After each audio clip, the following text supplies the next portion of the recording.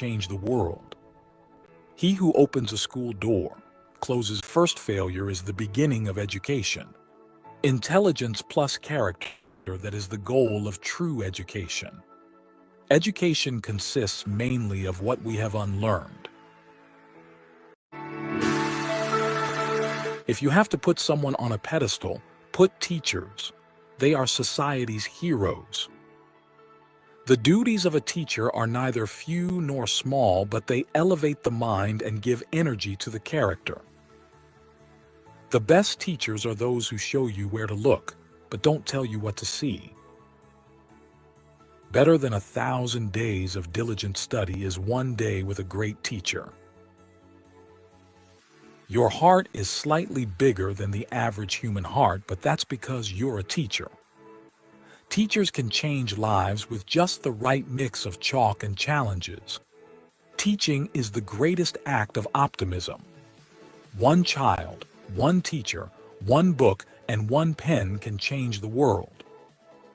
Students, don't care how much you know until they know how much you care.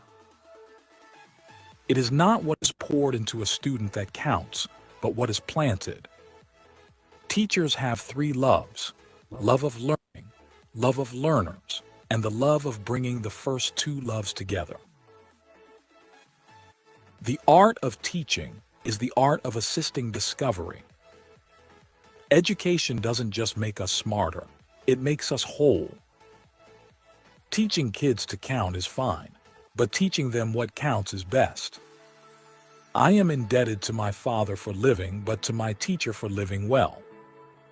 A teacher affects eternity. He can never tell where his influence stops. I like a teacher who gives you something to take home to think about besides homework. I have learned silence from the talkative, toleration from the intolerant, and kindness from the unkind. Yet, strange, I am ungrateful to those teachers. A good teacher can inspire hope, ignite the imagination, and instill a love of learning. A teacher who is attempting to teach without inspiring the pupil with a desire to learn is hammering on cold iron. Good teachers know how to bring out the best in students. An investment in knowledge pays the best interest. Change is the end result of all true learning. Education is the passport to the future, for tomorrow belongs to those who prepare for it today. The roots of education are bitter, but the fruit is sweet. The more that you read, the more things you will know. The more that you learn, the more places you'll go. Live as if you were to die tomorrow. Learn as if you were to live forever. The learning process continues until the day you die. Education is not the filling of a pail, but the lighting of a fire. Develop a passion for learning. If you do, you will never cease to grow. Education is not preparation for life. Education is life itself. They know enough who know how to learn. Education is the ability to listen to almost anything without losing your temper or your self-confidence. They cannot stop me. I will get my education if it is in the home, school, or any place. Education is the most powerful weapon you can use to change the world. He who opens a school door closes a prison. Education is the ability to meet life situations. Learning starts with failure. The first failure is the beginning of education. Intelligence plus character, that is the goal of true education. Education consists mainly of what we have unlearned. If you have to put someone on a pedestal, put teachers. They are society's heroes. The duties of a teacher are neither few nor small, but they elevate the mind and give energy to the character. The best teachers are those who show you where to look, but don't tell you what to see. Better than 1,000 days of diligent study is one day with a great teacher. Your heart is slightly bigger than the average human heart, but that's because you're a teacher. Teachers can change lives with just the right mix of chalk and challenges. Teaching is the greatest act of optimism. One child, one teacher, one book, and one pen can change the world. Students, don't care how much you know until they know how much you care. It is not what is poured into a student that counts, but what is planted.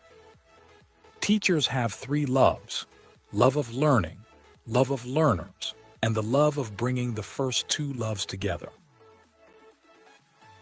The art of teaching is the art of assisting discovery. Education doesn't just make us smarter, it makes us whole. Teaching kids to count is fine, but teaching them what counts is best. I am indebted to my father for living, but to my teacher for living well. A teacher affects eternity. He can never tell where his influence stops. I like a teacher who gives you something to take home to think about besides homework. I have learned silence from the talkative, toleration from the intolerant, and kindness from the unkind. Yet, strange, I am ungrateful to those teachers. A good teacher can inspire hope, ignite the imagination, and instill a love of learning. A teacher who is attempting to teach without inspiring the pupil with a desire to learn is hammering on cold iron. Good teachers know how to bring out the best in students. An investment in knowledge pays the best interest. Change is the end result of all true learning. Education is the passport to the future, for tomorrow belongs to those who prepare for it today. The roots of education are bitter, but the fruit is sweet. The more that you read, the more things you will know. The more that you learn, the more places you'll go. Live as if you were to die tomorrow. Learn as if you were to live forever. The learning process continues until the day you die. Education is not the filling of a pail, but the lighting of a fire. Develop a passion for learning. If you do, you will never cease to grow. Education is not preparation for life. Education is life itself. They know enough who know how to learn. Education is the ability to listen to almost anything without losing your temper or your self-confidence. They cannot stop me. I will get my education if it is in the home, school, or any place. Education is the most powerful weapon you can use to change the world. He who opens a school door closes a prison. Education is the ability to meet life situations. Learning starts with failure. The first failure is the beginning of education. Intelligence plus character, that is the goal of true education. Education consists mainly of what we have unlearned. If you have to put someone on a pedestal, put teachers. They are society's heroes.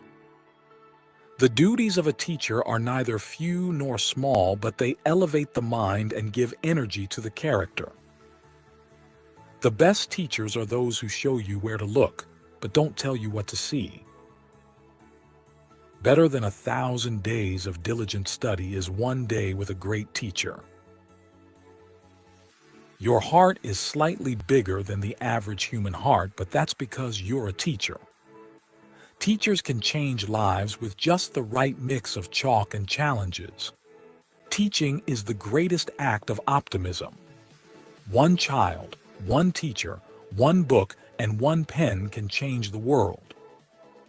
Students, don't care how much you know until they know how much you care. It is not what is poured into a student that counts, but what is planted. Teachers have three loves: love of learning, love of learners, and the love of bringing the first two loves together. The art of teaching is the art of assisting discovery. Education doesn't just make us smarter, it makes us whole. Teaching kids to count is fine, but teaching them what counts is best. I am indebted to my father for living, but to my teacher for living well. A teacher affects eternity. He can never tell where his influence stops. I like a teacher who gives you something to take home to think about besides homework. I have learned silence from the talkative, toleration from the intolerant, and kindness from the unkind. Yet, strange, I am ungrateful to those teachers. A good teacher can inspire hope, ignite the imagination, and instill a love of learning. A teacher who is attempting to teach without inspiring the pupil with a desire to learn is hammering on cold iron. Good teachers know how to bring out the best in students. An investment in knowledge pays the best interest. Change is the end result of all true learning. Education is the passport to the future, for tomorrow belongs to those who prepare for it today. The roots of education are bitter, but the fruit is sweet. The more that you read, the more things you will know. The more that you learn, the more places you'll go. Live as if you were to die tomorrow. Learn as if you were to live forever. The learning process continues until the day you die. Education is not the filling of a pail, but the lighting of a fire. Develop a passion for learning. If you do, you will never cease to grow. Education is not preparation for life. Education is life itself. They know enough who know how to learn. Education is the ability to listen to almost anything without losing your temper or your self-confidence. They cannot stop me. I will get my education if it is in the home, school, or any place. Education is the most powerful weapon you can use to change the world. He who opens a school door closes a prison. Education is the ability to meet life situations. Learning starts with failure. The first failure is the beginning of education. Intelligence plus character, that is the goal of true education. Education consists mainly of what we have unlearned. If you have to put someone on a pedestal, put teachers. They are society's heroes. The duties of a teacher are neither few nor small, but they elevate the mind and give energy to the character. The best teachers are those who show you where to look, but don't tell you what to see. Better than 1,000 days of diligent study is one day with a great teacher. Your heart is slightly bigger than the average human heart, but that's because you're a teacher. Teachers can change lives with just the right mix of chalk and challenges. Teaching is the greatest act of optimism. One child, one teacher, one book, and one pen can change the world. Students, don't care how much you know until they know how much you care. It is not what is poured into a student that counts, but what is planted. Teachers have three loves: love of learning, love of learners, and the love of bringing the first two loves together. The art of teaching is the art of assisting discovery. Education doesn't just make us smarter, it makes us whole. Teaching kids to count is fine, but teaching them what counts is best. I am indebted to my father for living, but to my teacher for living well. A teacher affects eternity. He can never tell where his influence stops. I like a teacher who gives you something to take home to think about besides homework. I have learned silence from the talkative, toleration from the intolerant, and kindness from the unkind. Yet, strange, I am ungrateful to those teachers. A good teacher can inspire hope, ignite the imagination. Good evening, everybody. Hope I'm audible. Could you please confirm if I'm audible? Yes, sir, audible. All right, okay, thank you. Good evening, everybody, once more. Thank you all for registering and attending this national level online faculty development program on curriculum framework in line with NEP 2020 OBE and AI Advancements, organized by the Mar Thoma College for Women, Perumbavoor, in association with the Kerala State Higher Education Council. We would like to welcome Dr. Rajan Kurukal, Vice Chairman, KSHEC, Dr. Rajan Varghese, Member Secretary, KSHEC, Retired Reverend Dr. Joseph Mar Barnabas, Suffragan Metropolitan Manager, Mar Thoma College for Women, Perumbavoor, Dr. Sujo Mary Varghese, Principal, Mar Thoma College for Women, Perumbavoor, Dr. Shafiq V, Research Officer on Special Duty, KSHEC Resource Person, Dr. Sunil Job K, Adjunct Faculty, Marine College, Kutikana Autonomous, is a resource person as well. Dr. Mendes Jacob, Director, PG Department of Computer Applications of Marine College, also a resource person. Dr. Suresh Nambudri, Director, Aspire Technologies, Pune, resource person as well. Dr. Anupama P, IQAC Coordinator, Mar Thoma College for Women, Perumbavoor. And we would also like to welcome all the FDP resource persons, managers, directors, principals, vice principals, representatives from management, HODs, IQAC coordinators, and all faculty members. Now, few things about this FDP. This is a 7-day FDP program with live sessions from the timing of 7 p.m. to 9 p.m. And we expect you to be there or to attend this FDPs on all the 7 days. Fee for the LMS access and processing of certificate is ₹500. All the participants who have paid the processing fee will receive the LMS access, the video recordings for all the days, and the provision to download your FTP's completion certificate as well. The procedure for receiving the certificate will be informed to you towards the end of the FTP. If any of you yet to make the payment, please make the payment of ₹500 to the account details. I will just shortly put it in the chat. If you are unable to attend any of the live sessions, they will be available in the LMS. We have shared the LMS details through email to those who have shared the payment proof in WhatsApp till yesterday. Those who have shared the payment proof in WhatsApp today will receive the LMS details mails by today late or by tomorrow. If you have any trouble in attending the WebEx online sessions, you can join the YouTube live sessions that I will shortly put in the chat. Yeah, put that in the chat. Yeah. My name is Sujit Jacob George. I'm working as Global Relations Manager with IPSR Solutions Limited, and I will be the event moderator. Now, a few introductions. The Kerala State Higher Education Council, the KSHEC. The KSHEC, as you know, is the Kerala State Higher Education Council, is the principal higher education policy input provider and trendsetter of the state of Kerala, and it strives to bring about equity and excellence in the higher education sector.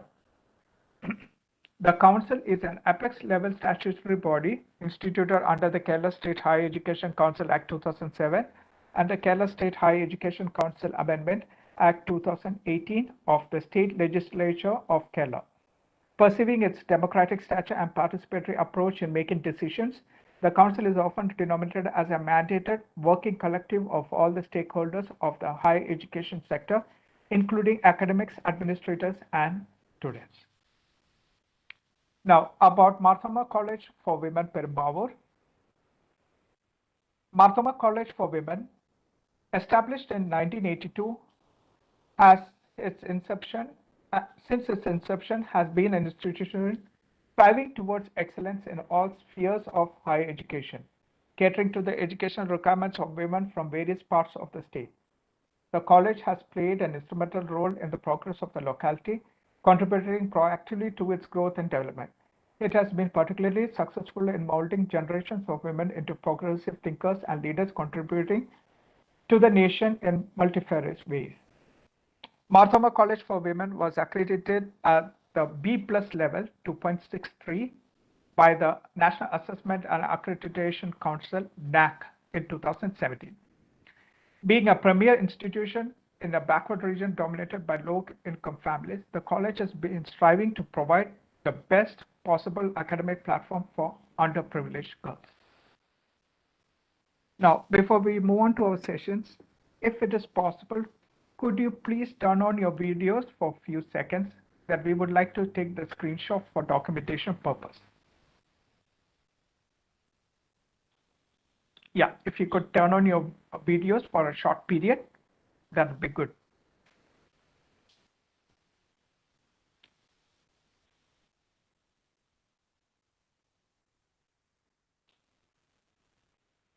Yeah, just for a few seconds and then you can put it off. Then I will move on to the other session.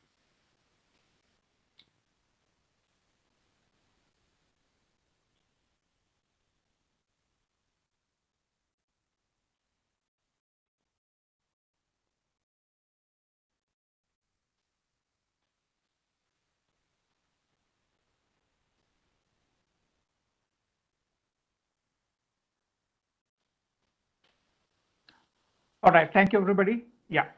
Now we will move on to our first session, that is the welcome speech.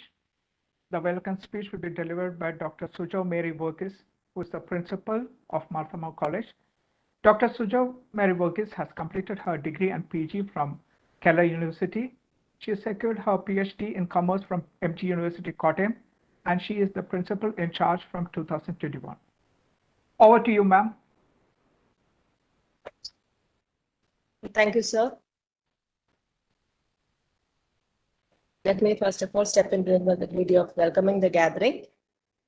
Respected Dr. Rajan Gurukul, sir, Vice Chairman, Kerala State Higher Education Council, Dr. Rajan Verghese, sir, Member Secretary, Kerala State Higher Education Council, Dr. Mendes Jacob, Professor and Director, MCA, Marian College, Kuttikanam, Dr. Anubama P, IQAC Coordinator, respected resource persons, faculties from different institutions, and dear colleagues. Warm greetings from Mar Thoma College for Women, Perumbavoor. We feel extremely privileged to have got the opportunity to host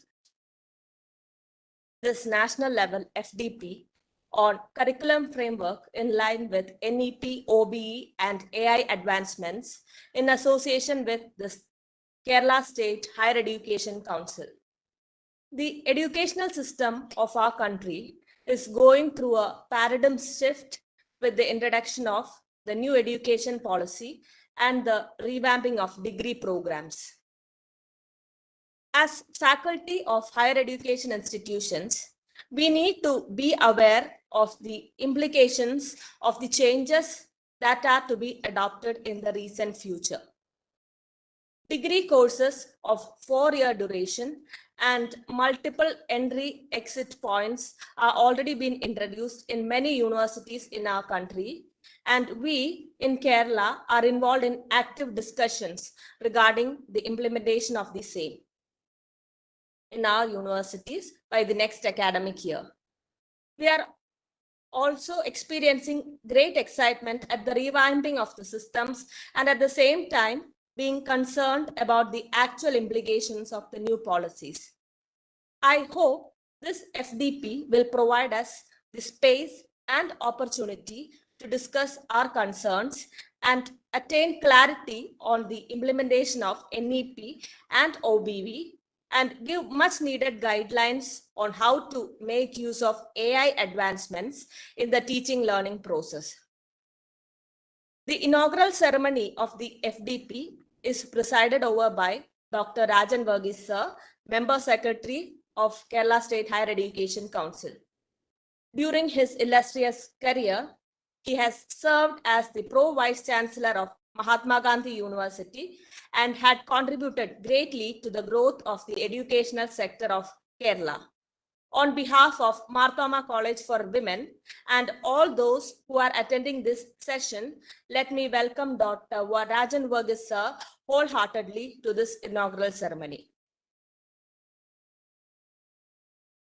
We are pleased to have with us today Dr. Rajan Gurukul, sir, who currently serves as the Vice Chairman of Kerala Higher Education Council. We gratefully acknowledge the leadership Sir has provided to Mahatma Gandhi University as its Vice Chancellor. A brilliant academician, historian, and researcher, Dr. Gurukul has been instrumental in bringing in visionary changes to our educational sector. On behalf of Mar Thoma College for Women and all who are present here, I welcome you, sir, most warmly to this function. Dr. Mendes Jacob, Professor and Director, MCA, Marian College, Kuttikanam, is an academician and an entrepreneur with more than 35 years of experience and the former director of School of Applicable Mathematics, Mahatma Gandhi University. Sir is also the CEO of IPSR Solutions Limited, an IT company supporting higher education institutions in the implementation of OBE and innovative teaching, learning, and assessment strategies. He will be giving an introduction to the areas that we are going to discuss in this FDP. And with much gratitude, I welcome Dr. Mendes Jacob, sir, to this function. Dr. Anupama P., IQSC coordinator of our college and head of the Department of Physics, is the coordinator of this FDP, and she has worked tremendously to make this event possible.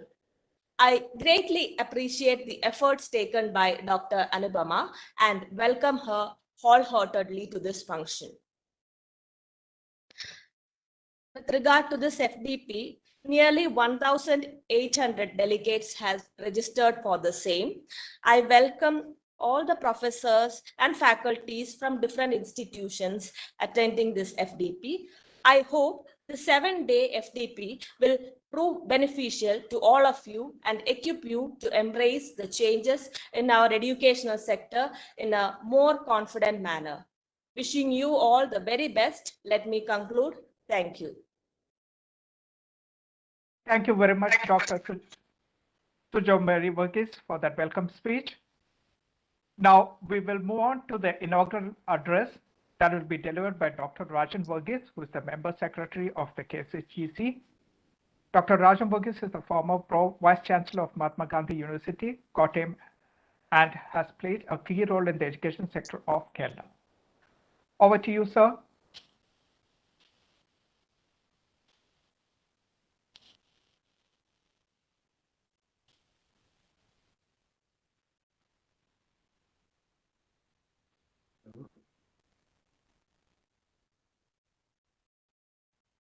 You are audible. Yeah, okay. You're audible. Okay. Good evening. In fact, I just reached home from another workshop. So, Gurikal sir is away. He is not in a position to attend the meeting because of the other preoccupations abroad. So, about this program, I am very much familiar with the academic ambience of Mar Thoma College, Perumbavoor, because I was in close association with some of the earlier faculty members and the principals of the college. And there was a high level of academic collaboration between Union Christian College, Alway, and Mar Thoma College, Perumbavoor. That was one reason where I worked for a long period. And coming to the program, Kerala is actually on the threshold of a major transformation in higher education. It is actually the result of a combination of factors that has created this situation. One is the development at the global level, and the second is the development at the national level. You have a new education policy after a long gap. We call it the NEP 2020. And also Kerala's position in the national scenario as far as higher education is concerned. At the global level, we know that after COVID pandemic, the world economy is fast reviving. So also the higher education institutions and academic activities. It has added yet another dimension to higher education, especially the use of technology, especially digital technology, and the blended classroom, hybrid mode, all this has actually added a new dimension. And large number of learners from this part of the country is seeking employment and also higher education opportunities elsewhere in the world. So we are in a new global situation characterized by what we call industrial revolution 4.0. So that is the global situation created by tremendous changes in technology, which has impacted all walks of life, including higher education. So if you take higher education at the global level, whether it is China or the United States of America, they have actually undergone a tremendous transformation, both in terms of quantity and quality, and also the level of research output. And this has actually influenced the policy making in several less developed countries, including India. So if you go through the NEP, you can find very good references to these developments in technology.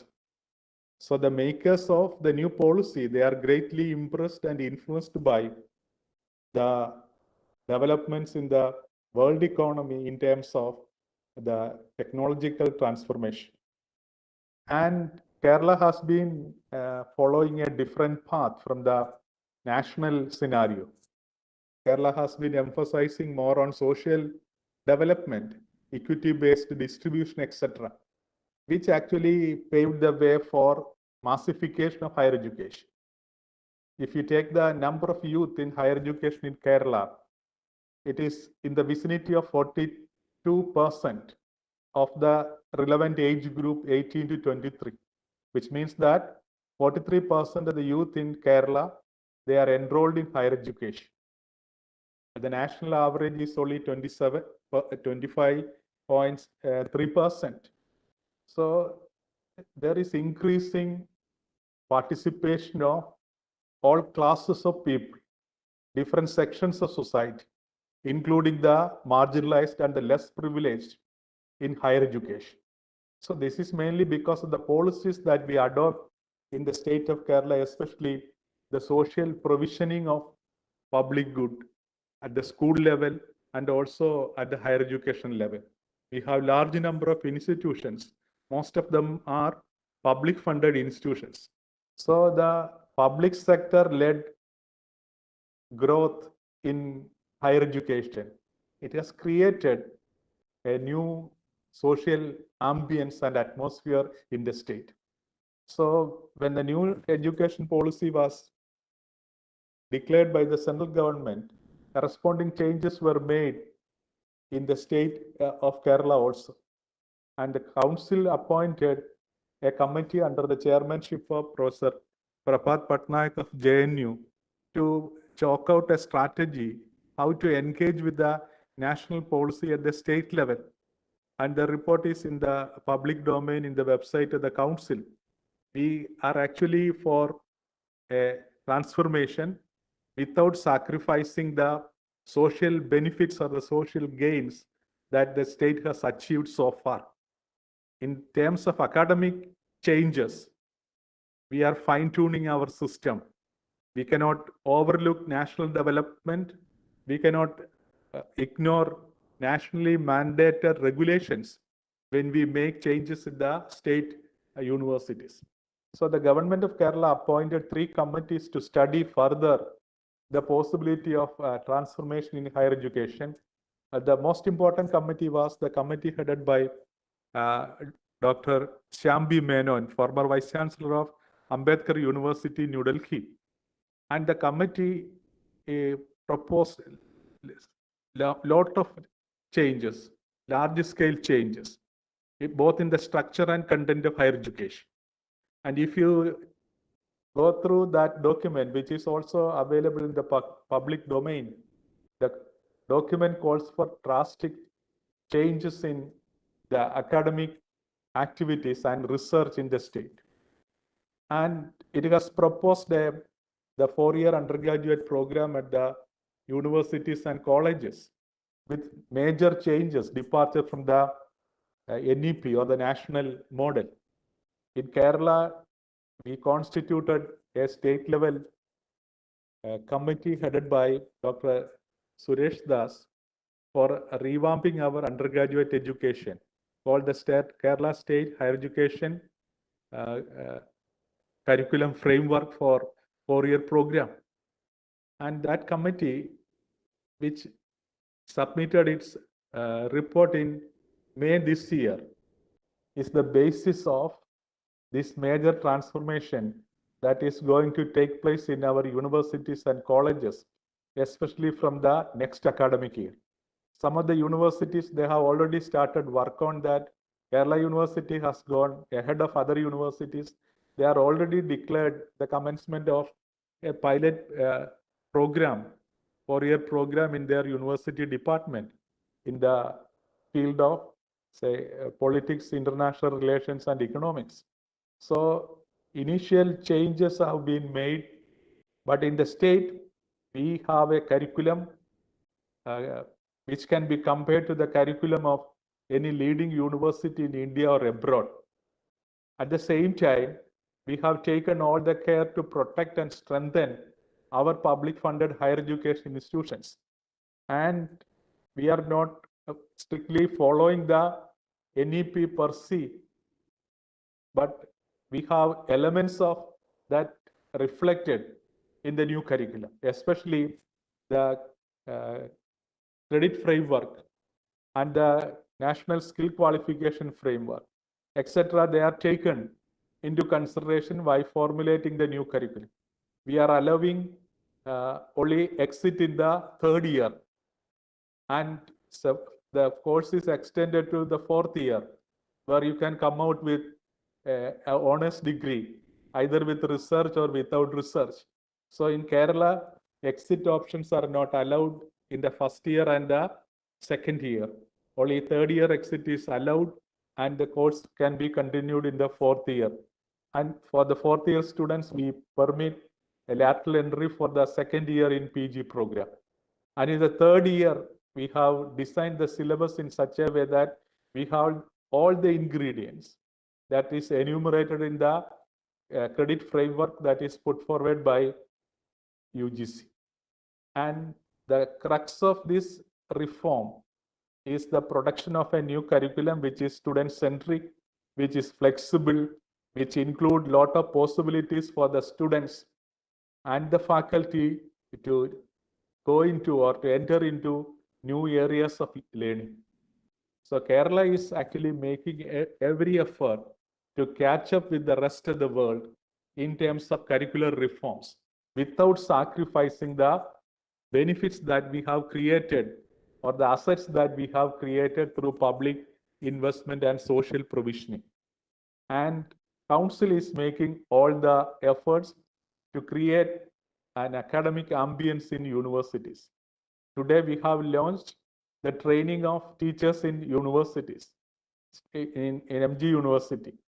This effort is going to be taken further in all the universities. Within a month's time, Council is going to create a pool of master trainers who can lead the nitty-gritty or the curriculum revision in different board of studies.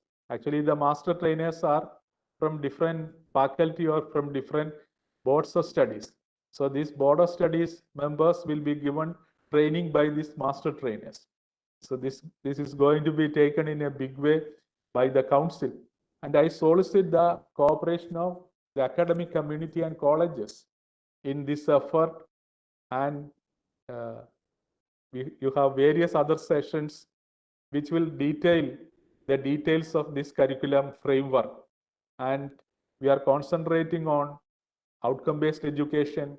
We are concentrating on technology. We are developing details of foundation courses. Actually, council has constituted a committee to develop contents related to foundation courses. Already we have developed guidelines for different streams, guidelines for developing foundation course in science, social science, in languages, in commerce and management is already developed by the council. And now we are concentrating on the development of the content part Actually, some model content will be created. The committee is headed by Dr. Mohanan of the ISER Pune, and the members of that committee include internationally acclaimed scholars like Sanjay Kumar of the the European University, Vienna. It includes a professor from Kriya University, Andhra Pradesh, and we have large number of other contributors to this development. So our effort is to create the inputs necessary for the smooth implementation of the 4-year curriculum. We will be providing academic inputs, we will be training manpower, we will be providing reading materials to the colleges and the faculty. And actually our efforts are best supplemented by Dr. Mendes and his team. They have been organizing large number of workshop and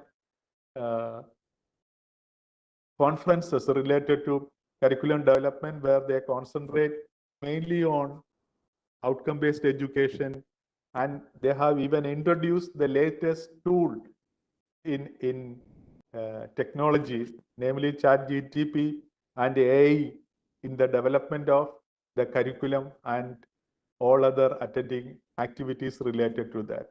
So I take this opportunity to wish all the best to our participants, and it is said that large number of participants are online, and one thing that you should keep in mind is the fact that the reach of technology is very wide. Large number of people will be joining this program, but there is a challenge for the organizers to ensure the quality of such program. So if you can, Mendes and his team, they have very good technological checks and balances to regulate and monitor these kinds of online programs. And I hope and believe that quality programs are conducted, which will definitely impact the quality of teaching, learning, and research, not only in this small state of Kerala, but other parts of India, because large number of participants are from outside the state.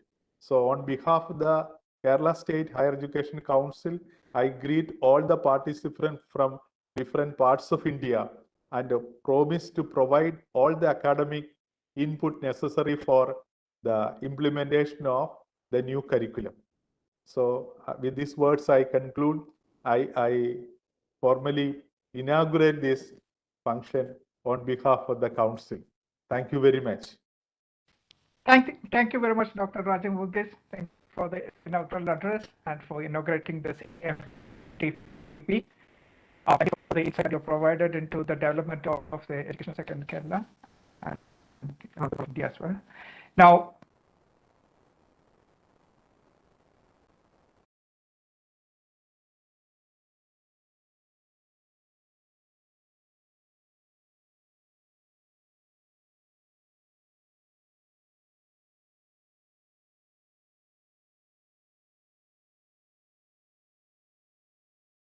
it seems like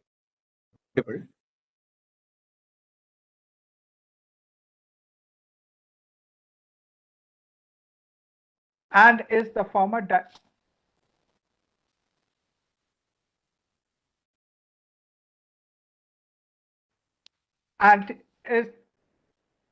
is the former director of School of Applied Mathematics, MT University. He is also the CEO of IPSR Solutions Limited, an IT company supporting higher education institutions in the implementation of outcome-based education and innovative teaching, learning, and assessment strategies. Over to you, sir. Am I audible? Yes, you're audible. Respected Dr. Rajan sir, manager of the college, Mar Thoma College for Women, respected principal, Dr. Sujo Mary Thomas, Dr. Anupama, the IKC coordinator, Dr. Sunil Chok, Dr. Shafiq, and Dr. Suresh Nambudiri, the resource persons of this faculty development program.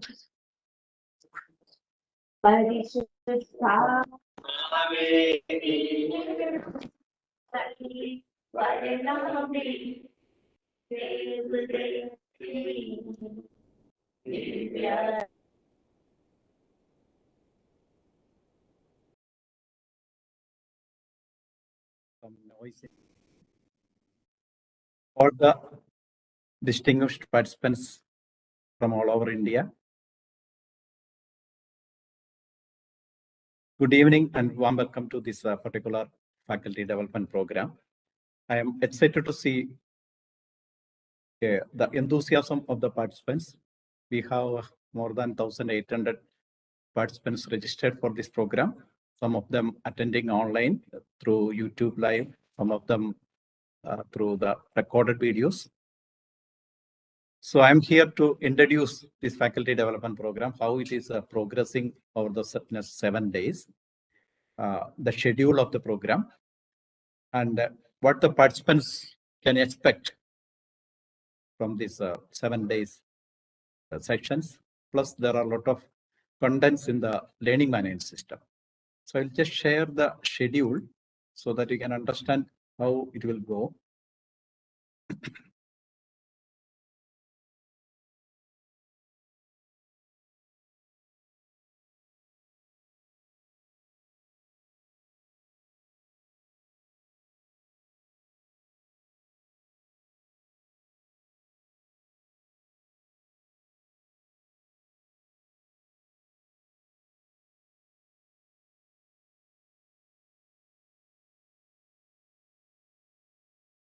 The screen is visible.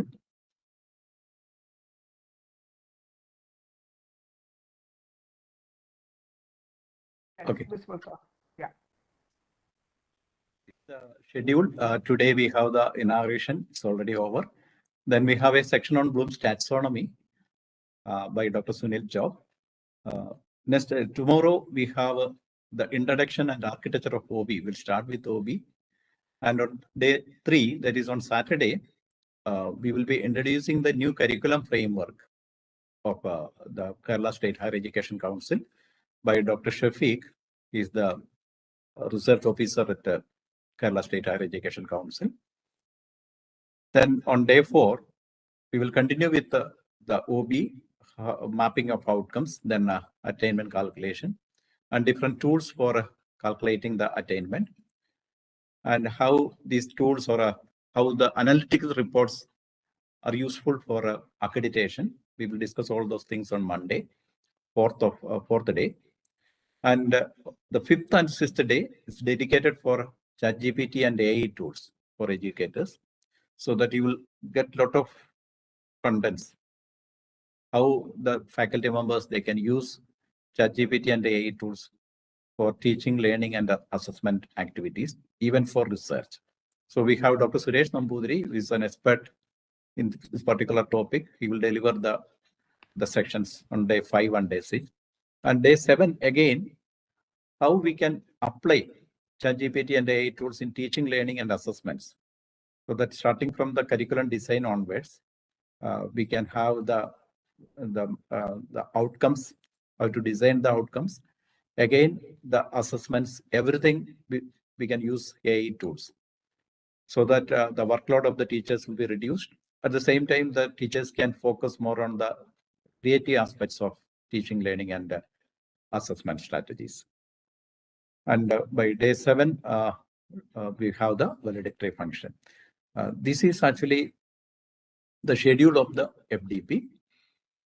And regarding the learning management system, I already mentioned that we will have a learning management system. We will share that also, so that you can understand how it is designed.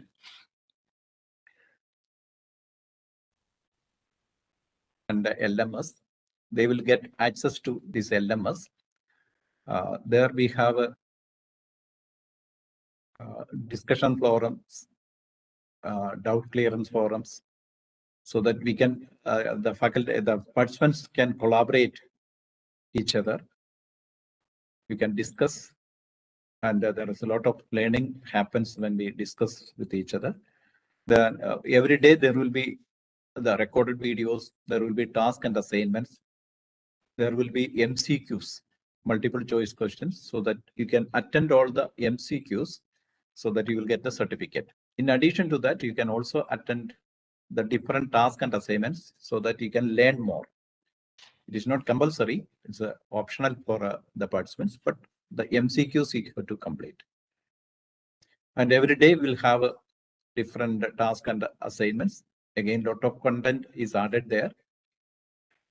You can see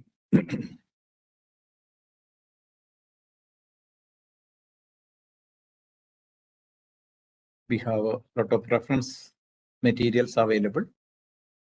Reference materials are there with regard to OBE, and we are sharing with you a lot of prompts which we can use in the ChatGPT. Okay, and also for the participants who have paid the registration fee, we will be offering you a complimentary access of an AI tool called QuestionPaper.ai, where you can create question papers in 1 or 2 minutes.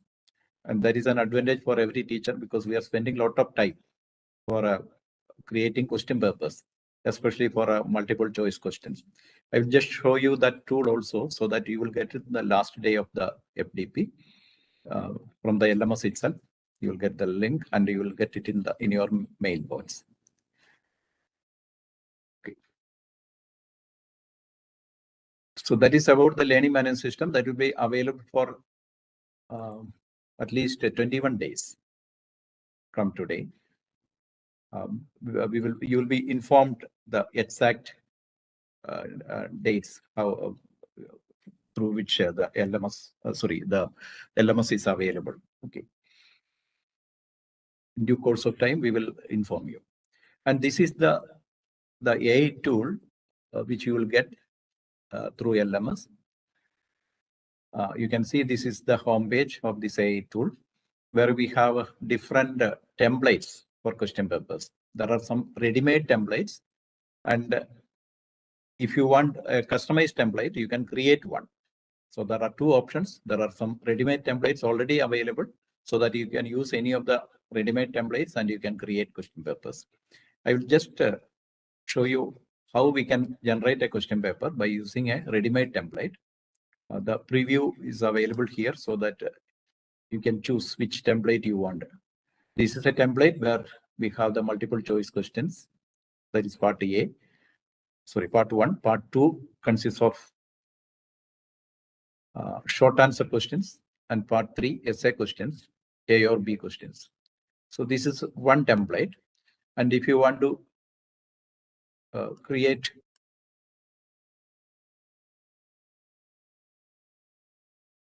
a question paper with this particular template, you can go to create question paper. Here, you can give the exam name like a model exam or internal exam. Template 1 we are using. Then institution type. If you see a college, you can put it's already there. Institution name, you can put some the name of your institution, the program, the course code.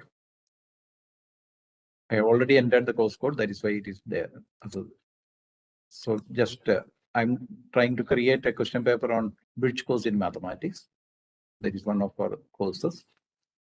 So once you give the information in the template, you can create a question paper. You can put the Bloom's taxonomy levels. So already understanding and apply is already there. You can put analyze also, or according to your choice, you can make it.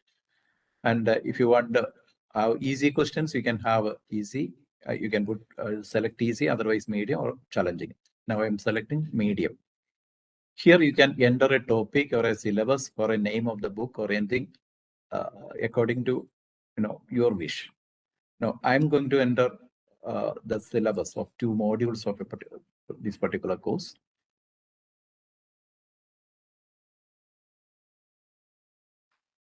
Okay, I'm just entering 2 modules of this bridge course. Now, it may take 1 or 2 minutes maximum to generate a question paper with this particular template. So you can choose any template. See, the question paper is already generated. You can see the multiple choice questions there. We have 5 questions on MCQs, and you can see the knowledge levels. Here also, you can edit it. If you think that this is remember level, you can put K1 there. You can edit like that. And we have part 2. These are short answer questions. Again, that knowledge levels are also mentioned there. The Bloom's taxonomy levels also already mentioned. And part 3, these are essay questions, A or B questions. So your question paper is already there.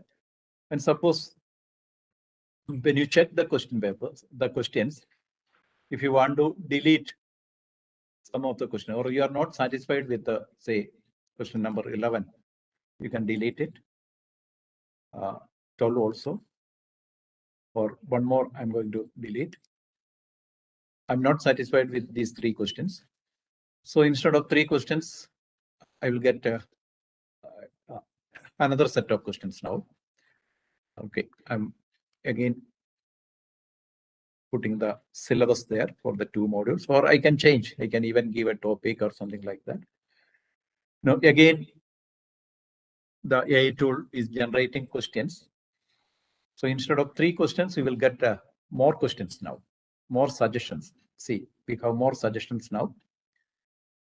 We have more questions. Just I'm choosing 3. Just click insert. And I have removed question number 11, 12, and 13. And instead of that, I have inserted, I have selected the 3 questions which are suggested again by the AI tool. And instead of 11, 12, and 13 questions, we have these 3 questions replaced. So this is our question paper. And now if you want to map the course outcomes, I already entered the course outcomes earlier. So the course outcomes are listed so that we can map that particular question with the course outcome with the mapping strength. This is a 4-point scale we are using here.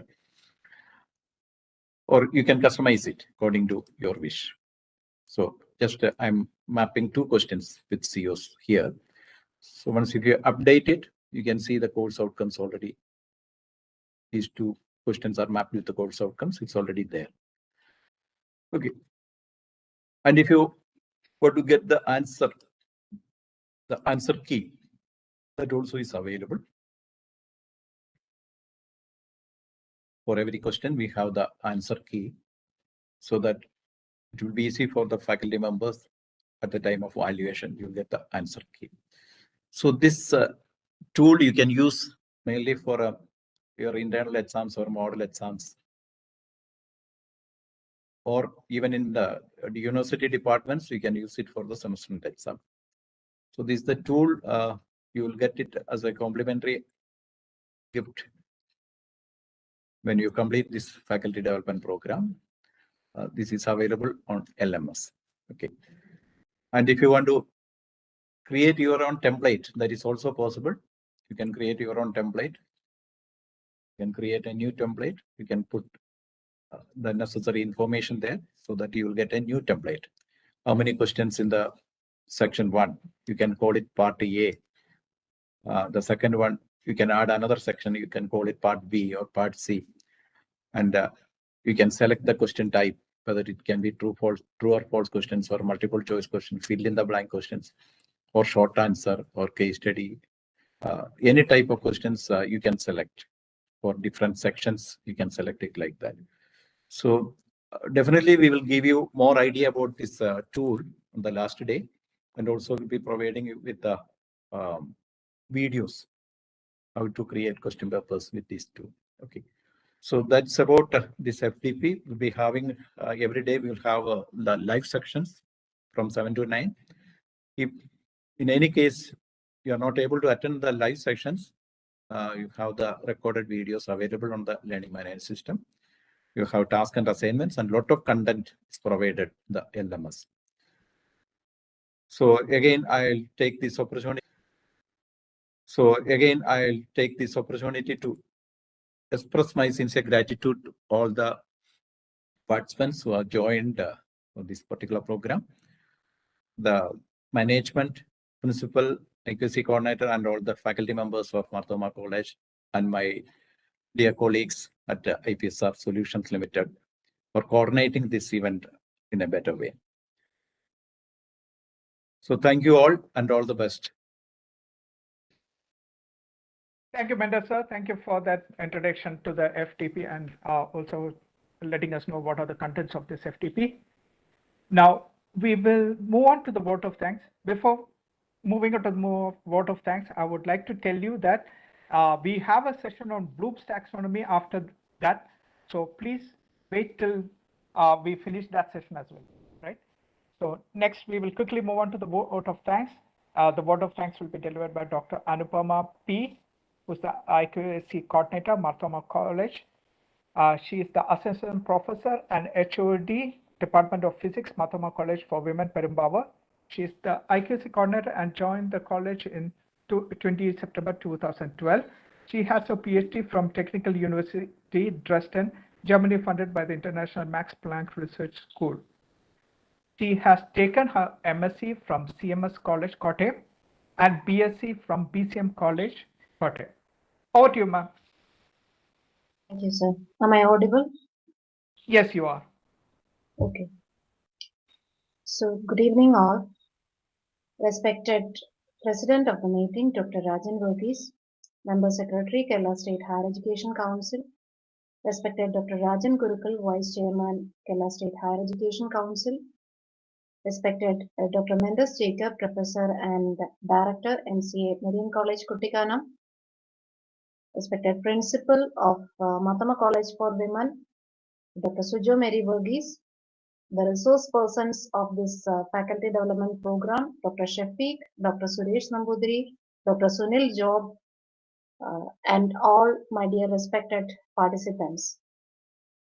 Mar Thoma College for Women, Perumbavoor, affiliated to Mahatma Gandhi University, Kerala, headed by Mar Thoma Evangelistic Association, is hosting this 7-day national level faculty development program on curriculum framework in line with the National Education Policy, Outcome-Based Education and Artificial Intelligence Advancement, which got inaugurated today.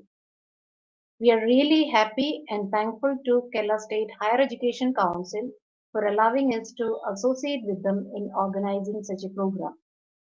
Kerala State Higher Education Council, as mentioned, an advisory body to Government of Kerala in higher education, formulate and initiate new concept and programs in higher education. Dr. Rajan Verghese, the president of this meeting, is currently serving as the member secretary of KSHC, Kerala State Higher Education Council. He is a former Pro-VC of Mahatma Gandhi University, Kerala. Rajan sir is playing a key role in the education sector of Kerala, especially in framing the curriculum of as per the NEP. Even in his busy schedule, he attended and presided over this function. He also discussed the tremendous changes in technology all over the world and also the efforts which our state is doing in this area. On behalf of Mar Thoma College for Women, Perumbavoor, and the entire participants present here, I extend my sincere thanks to Rajan sir for presiding this meeting and delivering the presidential address. Dr. Rajan Gurukal, former Vice Chancellor of Mahatma Gandhi University, is serving as the Vice Chairman of KSHC. Since he is not here in his out of station, he couldn't join today's meeting, and in his absence, I extend my sincere thanks to Dr. Rajan Gurukal sir. Professor Dr. Mendes Jacob, Professor and Director, MCA Marian College, Kuttikanam, and also the CEO and MD of IPSR Solutions, with which our college is collaborating for many academic programs. He introduced the importance of framing curriculum in line with the NEP, and also he discussed the importance of outcome-based education and AI in short. He also discussed the question paper tool, which which Mendes sir and his team developed, this AI tool, which he will discuss in detail later in the sessions. Mendes sir is one who is guiding us in hosting this program. On behalf of the Mar Thoma College for Women and the entire participants, I extend my sincere thanks to Mendes sir and the all IPSR team. I'm immensely thankful to the principal of our college, Dr. Sujo Mary Verghese, for giving all the support and guidance to organize such a program. I'm thankful to our manager, Dr. Right Reverend Dr. Joseph Mar Barnabas Tirmeni, and all the members of our college for the cooperation and support. The resource persons for this national level faculty development program are Dr. Shafiq, Dr. Sunil Job, Dr. Suresh Nambudiri, and of course Dr. Mendes Rita. I extend my sincere thanks to all the resource persons. As per the registration, I could see more than nearly 2,000 participants registered now for this program. Faculty members, professors, HODs, accuracy coordinators, principals, different educationalists registered for this program. I'm thankful to all the participants who are present here. The members from IPSR Solutions team, Mr. Jaimon Kuriakos, manager, Mr. Akhil, and also Mr. Sijin George, who is moderating this session. They are all working hard for the success of this FDP. I'm thankful to all the team members from IPSR Solutions. I hope all of us can learn a lot during the sessions. It is starting from today till 19th October. Wish you all the best and thank you. Thank you all. Thank you, ma'am. Thank you for the word of thanks. Now we will move on to the next session that we have. That will be the topic on Bloom's taxonomy. It will be delivered by Dr. Sunil Job, KA, who is the adjunct faculty, Marine College, Kottakanam Autonomous. Dr. Sunil Job has 30 plus years of experience in teaching and 10 plus years in corporate consultancy. He holds a PhD in mathematical education and has been an associate professor at MG University, College of Teacher Education from 1999. He has started his career as assistant professor at Carmela Rani College, Training College, Kollam. He has served as visiting team member of NCTE for grant of recognition and as a resource person for the Affiliation and Renewal Committee of MG University. He is an active blogger in cutting-edge technologies in IT, education, and data science. Dr. Job has also published a few articles in national journals and authored a few academic books and a reference manual in mathematics. He has served as resource person for a number of faculty development programs in outcome-based education, data science, e-learning, etc. Over to you. Thank you, Sijin, for the wonderful introduction. So before going into this segment, I would like to know whether my voice is okay. Is it clear? Yes, you're audible. Okay, thank you, Sijin. Once again, good evening all. So this is the first section of the long journey that is we'll be discussing on this topic for a long 7 days. So today is the first segment that we are going to discuss on Bloom's taxonomy.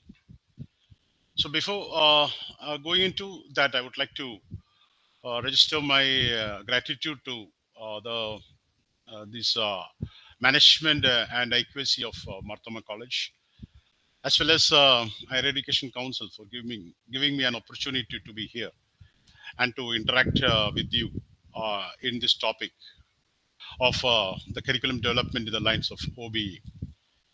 So definitely, this is something very, very, very important in the Indian scenario, the national scenario, because we are having a great transformation in the total the educational sector as a whole. because after 1986 national policy, after a very long gap in 2020, we had after waiting for a long time, we have proposed a drastic change in the national curriculum, right from the very school to the entire higher education scenario. So there is a lot of ambiguity which has been running on how it will be going to happen and what are the changes that we have to get into or we have to accommodate into the curriculum. So a lot of ambiguities were there. So definitely this section or this this FDP will be an eye opener, which may be answering some of the questions on how to streamline this curriculum in the lines of OBE as well as integrating. So as we know that there is a drastic change in the sense, if you just check out the structure of the educational system, before it was 10 plus 2 plus 3, 10 plus 2 plus 3. Now it has been changing into a 5 plus 3 plus 3 plus 4 for the school. That is, we are integrating the early childhood care and education into the formal structure.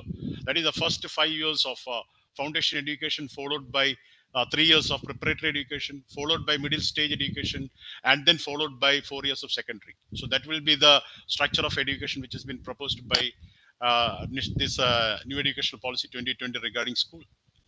And for college higher education, we already know that 4 years of degree program, which gives a lot of autonomy to these participants in the sense, the stakeholders in the sense, what I could say is the scholars. That is, they have been provided with multiple entry and exit, so that a lot of autonomy is been given to both this education institution as such, to the teachers as well as to the students. A lot of autonomy has been given to the students. Normally, formal education system restrict the flexibility in a regular mode, but now we have got they are giving a drastic changes in this way of multiple entry and exit. So here they can leave the educational institution by getting the credit and getting a certificate at the first year.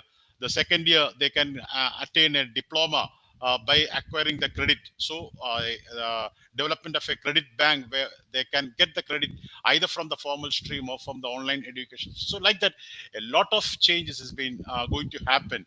There's a lot of disruptions that is going to happen in the educational scenario.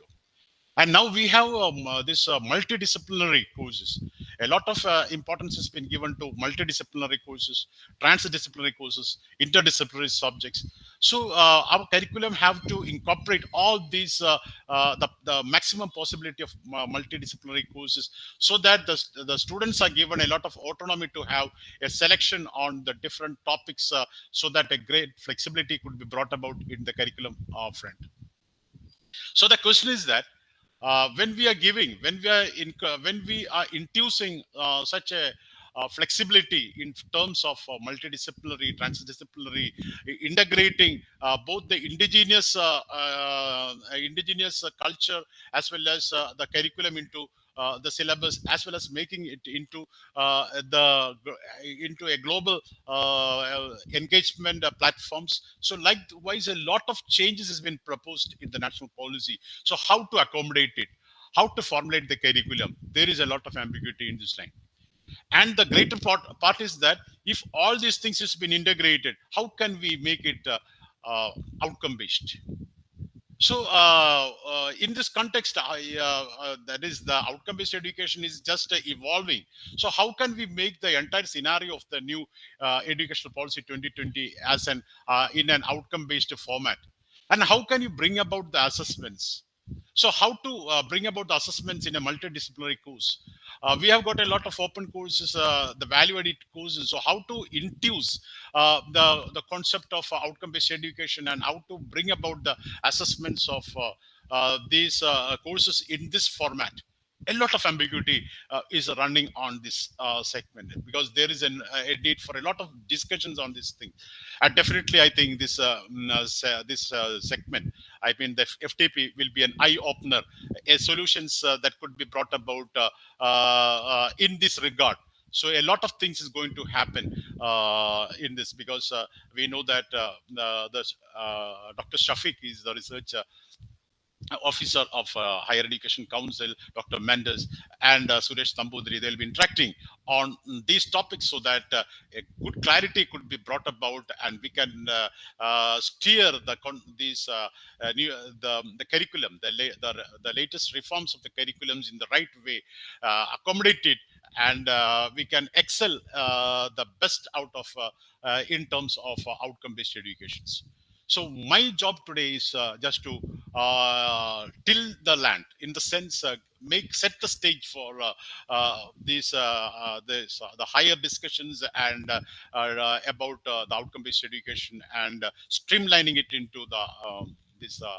I could say that national policy, and how to integrate all these things in an outcome-based pattern. So to begin with, we have to till the land to in the sense, what I meant is that to give some inputs about what is outcome-based education, and a prelude to that, it is important that we should know what is Bloom's taxonomy, and how Bloom's taxonomy will be supporting you for the implementation of outcome-based education, and how Bloom's taxonomy will be helping you to steer your student engagement, your pedagogy, your these different strategies that you are going to incorporate into the outcome-based education and teaching learning environment, and how to create criteria and evaluate these different types of courses, which is going to be integrated into the newer curriculum in the lines of outcome-based education. So this is something very important, and in most of our FTP, we often begin with the Blooms, and obviously, I think most of you, I think many of you will be have attended our previous segment. So obviously, this segment will be always familiar to you, but still, I recommend that this is important, because this makes more sense, a sensible way of implementing outcome-based education and streamlining it to the new educational policy 2020. Because in this context, I'm not going much into these different features of the new educational policy 2020, because all these things will be discussed in detail by the speakers who are yet to come in our the classes that are yet to happen. So without much, I will be going to the Bloom's taxonomy. Before that, I would like to share my screen, and so let me share my screen. I got a few slides to share with you. So we have some these internet issues. I'm just keeping the video off and going to share the screen.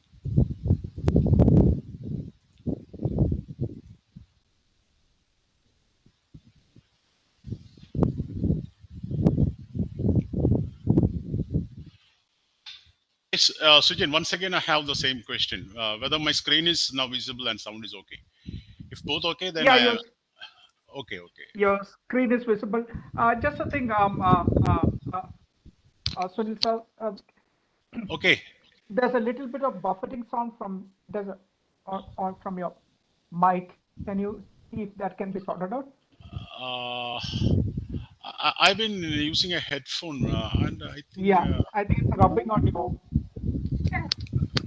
Okay, I think now it is okay. Is it okay now? Let me. So now. Yeah, better. Yeah, Better? that is better. Okay, Yeah, then, better. Then we can go ahead. Yeah.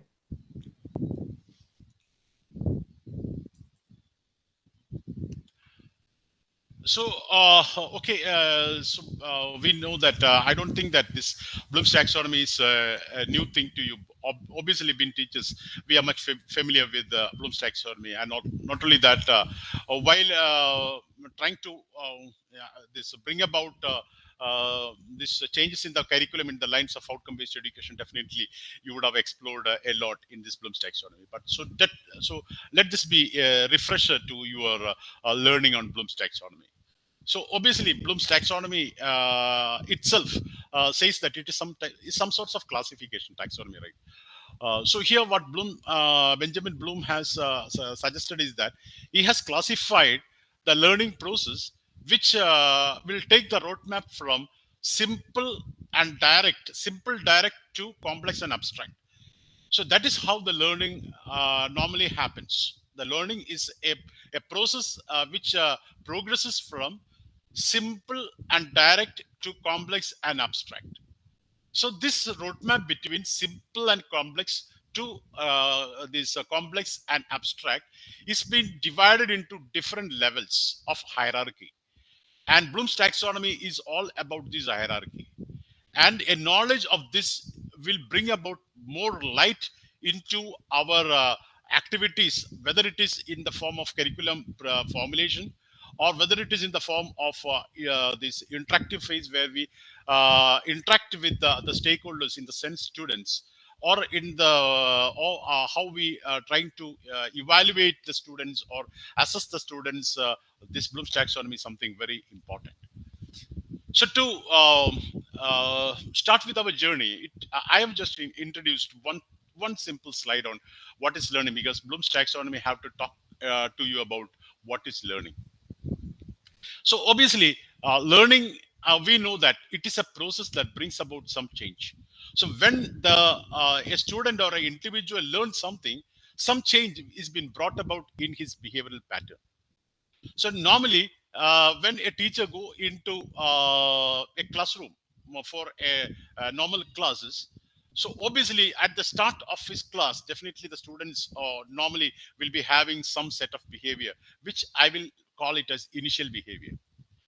And after the end of the class, definitely there will be some change in the way in which they think, they feel, and they react. So that change, I will be calling it as terminal behavior. So the initial behavior and the terminal behavior will not be at the same line. There will be some enhancement in the terminal behavior. And that difference between the terminal behavior and the initial behavior is the product of what you have spent, is the product of learning, or what we call it as the outcome of that learning. So it is this change or this outcome that you have brought about by your single class.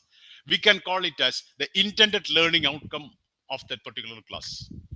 And what outcome-based education do is that the outcome-based education bring that intended learning outcome, prefix it and put it in the first stage and ensure that this outcome is met by your class interactions. So now if you are extending the scenario into your course, that is, if you are going to handle a course for a program, a course means a 4 to 6 months time schedule will be there for one semester, one course, one paper. So the same scenario is applicable there. Before starting a course, that is, the students will be having a initial set of behavior. And after the end of that paper, after completing the paper or the course, definitely they will be elevated into a higher level. And what will be the difference? That will be nothing but the course outcome. That will be nothing but the course outcome that you have. And in an outcome-based education, you will be setting this course outcome priorly and ensure that it is met after completing the course. And if you're taking the program as a whole, when the student come and register for join a program, they'll be having some initial behavior level. That suppose if you're joining for a BCom program or for a BSc program, they'll be having an initial set of knowledge level, their attitude, all these things will be having an initial level. And after completing the program, they'll be transformed into a higher level of a professional with a lot of knowledge, attitude, etc. And what is that difference? That is nothing but the program outcome. So in an outcome-based scenario, you are fixing this program outcome initially and ensuring it happen. This is the simplest way of putting what is outcome-based education. And now coming to this slide, I have been expanding about the change which has been brought about by the learning. So that change, if you take that change can be happen on the way in which you think, the students think. That is, the change can happen in their intellectual process. The intellectual process is something which has been nurtured by knowledge. The change that has been brought about by the knowledge. The change that has been brought about by value, that is attitude, etc.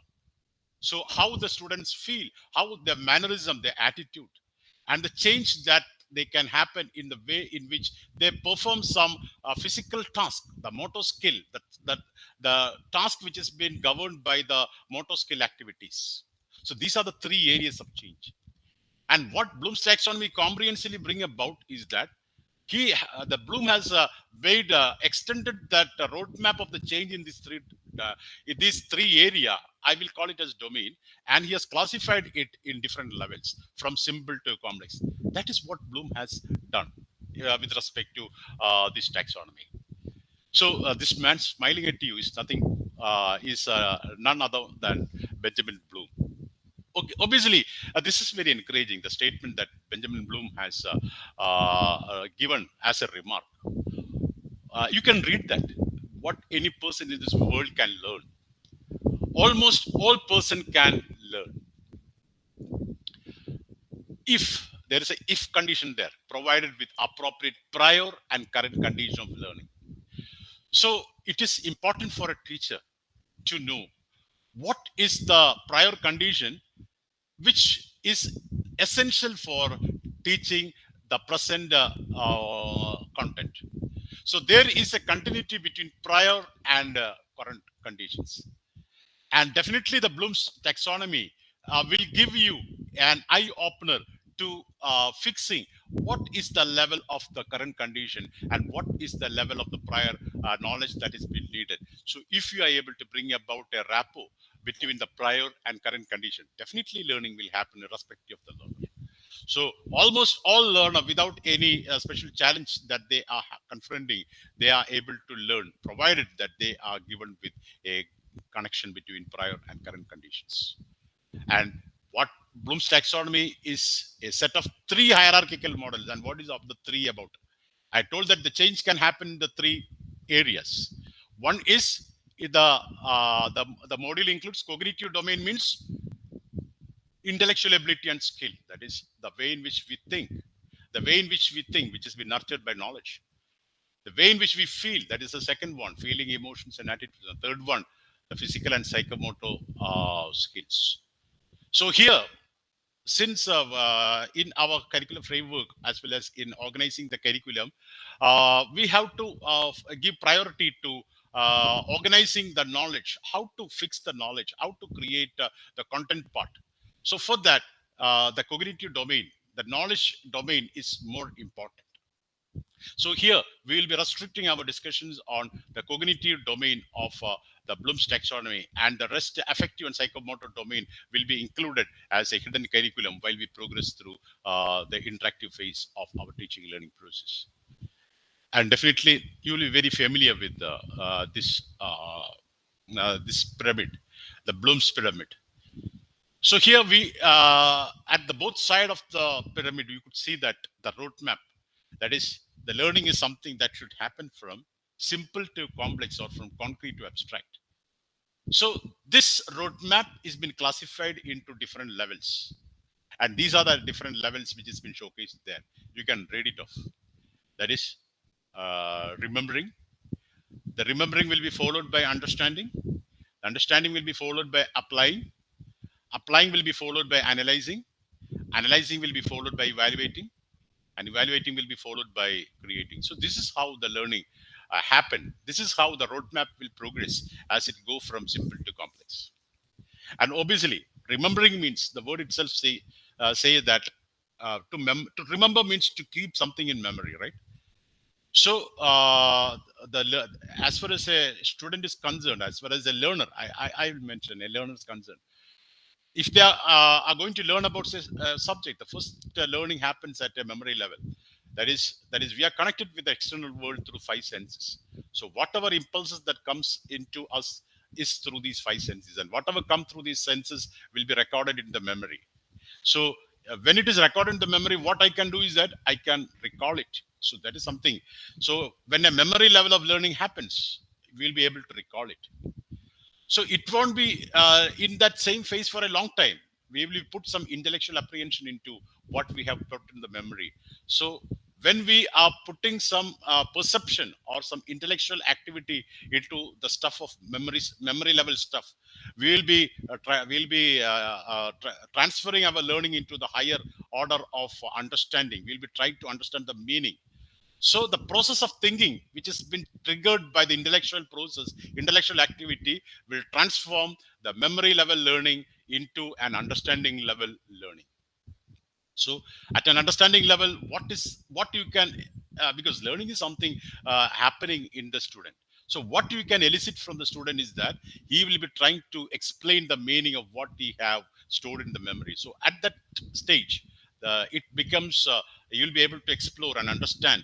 You'll be able to explain the things by knowing the meaning of what he had stored in the memory. So when we are connecting it to our subjects, the concept learning happens at an understanding level. The student understands some concepts at this level only. And the next level is that the learning becomes meaningful only when we transfer the learning of our concept into some problematic situation. I repeat, into an unfamiliar situation to solve the problems. So when the knowledge has been transferred into an unfamiliar situation to solve the problems, we call it as you are applying that knowledge for solving your problems. So that is the next level. So if you want to apply the knowledge, first you have to gain an understanding about what you have learned. And what is the next level of hierarchy? It is analyzing. Analyzing means it is a complex application, right? So in a real life situations, the different learning have to be integrated into a problematic situation. So what we do is that we will be segregating it into different compartments, different area, and we'll be applying the knowledge related to that area, and we'll be trying to find out this relationship between them. That is analysis. So analysis is a higher order learning, where we are encountering with complex situations. So in order to make the things easy, what we do is that we break the complex situations into different components, and we apply our learning of into these components and try to find out some associations. So that is how analyzing level. And higher level is evaluating. That is you are in the form of that is you have developed a level that you are able to assess the stuff that you have learned. So that is a evaluating level. So in an evaluating level, you will be able to analyze about the merits, about the demerits, about the pros and the cons, and you will be able to pass judgment about the stuff, whether it is okay. So that is evaluating level. So evaluating level is something very, very important. So only through an evaluation level you will be able to understand the shortcomings of what the knowledge that is been there at the present stage. Because in all my sections I used to say that when we go with the research, definitely review of literature is something which we are doing in order to evaluate what has happened in our area that you are making research. So the review will give you some concept regarding what are the gaps, what are the demerits, what are the shortcomings, so that you will be able to progress further to create something new. So evaluating is something which brings you a concept regarding what is the necessity of the situation. And necessity is the mother of invention. Definitely, that will trigger you to the higher level of creativity. That is, if you want to create something, you have to first analyze something, and then you have to evaluate the situation, and then you have to go with something newer and newer things which will contribute to the bank of knowledge. So this is how the knowledge have to progress. So being teachers, definitely we should have a clear-cut concept on how the knowledge progresses. And now we can have some. There is one statement which I have added, that is, learning is a process engineered in such a way that one level is a prerequisite for the another. What does it mean? If you want to have a thorough evaluation, you should analyze the situation thoroughly, right? Suppose if you are asked to evaluate a dance form, what do you have to do? You have to do a thorough analysis on the steps that the competitor, the steps that the participant is been performing, the dance performing, whether the steps has been going. You have to analyze the different steps on the basis of different criteria, and after the analysis, you will be justifying your observations, and then you will be evaluating, and you will be saying that, oh, this is the best performance which has been staged. So for a thorough evaluation, you need a thorough analysis. If you want to apply something, you need an understanding about what you could say, the knowledge that you're trying to, the knowledge, the theory, the principles that you're trying to apply. So if, without knowing, suppose if we are dealing with a physics teacher, without suppose if you want to apply the Ohm's law in finding resistance, without knowing the Ohm's law, you will not be able to apply it. So this understanding is important for application. So likewise, it is engineered in such a way that one step is a prerequisite for the other. So now, what I am going to do in the next few slides is that just giving you an use case, some examples about these levels, because this is something very important. So while we are going with outcome-based education, if you want to formulate an outcome, or if you want to set a question paper in order to access whether the outcome is met, definitely you should be able to have an understanding on how to frame questions in the level, in the lines of Bloom's taxonomy. That is important. That is why we have introduced this sequence along with this presentation. So what I have done is that we have there in the first this phase, that is the first level of learning, that is remembering, that is the memory level of learning. So I've trisected the slide, and you could see that the first component showcases what you can expect from the students, because learning is something happening inside the students. You will not be able to see directly what is happening inside. You will be assessing the students on the basis of the response that the students make on the basis of different situations. That is what that is a, suppose if you're administering a test, what is a test? Test is nothing but some stimulus that you are communicating to the student. Each question is a stimulus, and we are anxiously watching for what response that the students gives for this stimulus, and whether this response is apt for this stimulus, the question. That is what a test, you are generating a test means you are setting a number of stimulus for the students to respond, and whether the response is apt for the stimulus that you've given. That is actually what is happening for an assessment or a test what you are going to make.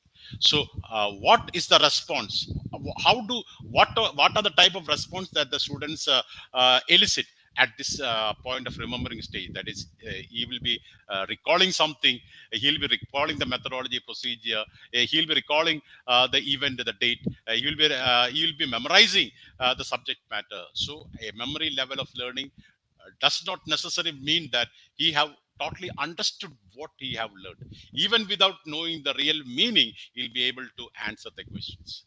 So here we have got a list of verbs which helps you to frame questions for at this level, like list, define, etc. Actually, in the previous slide, I've just explained to you about Bloom's taxonomy.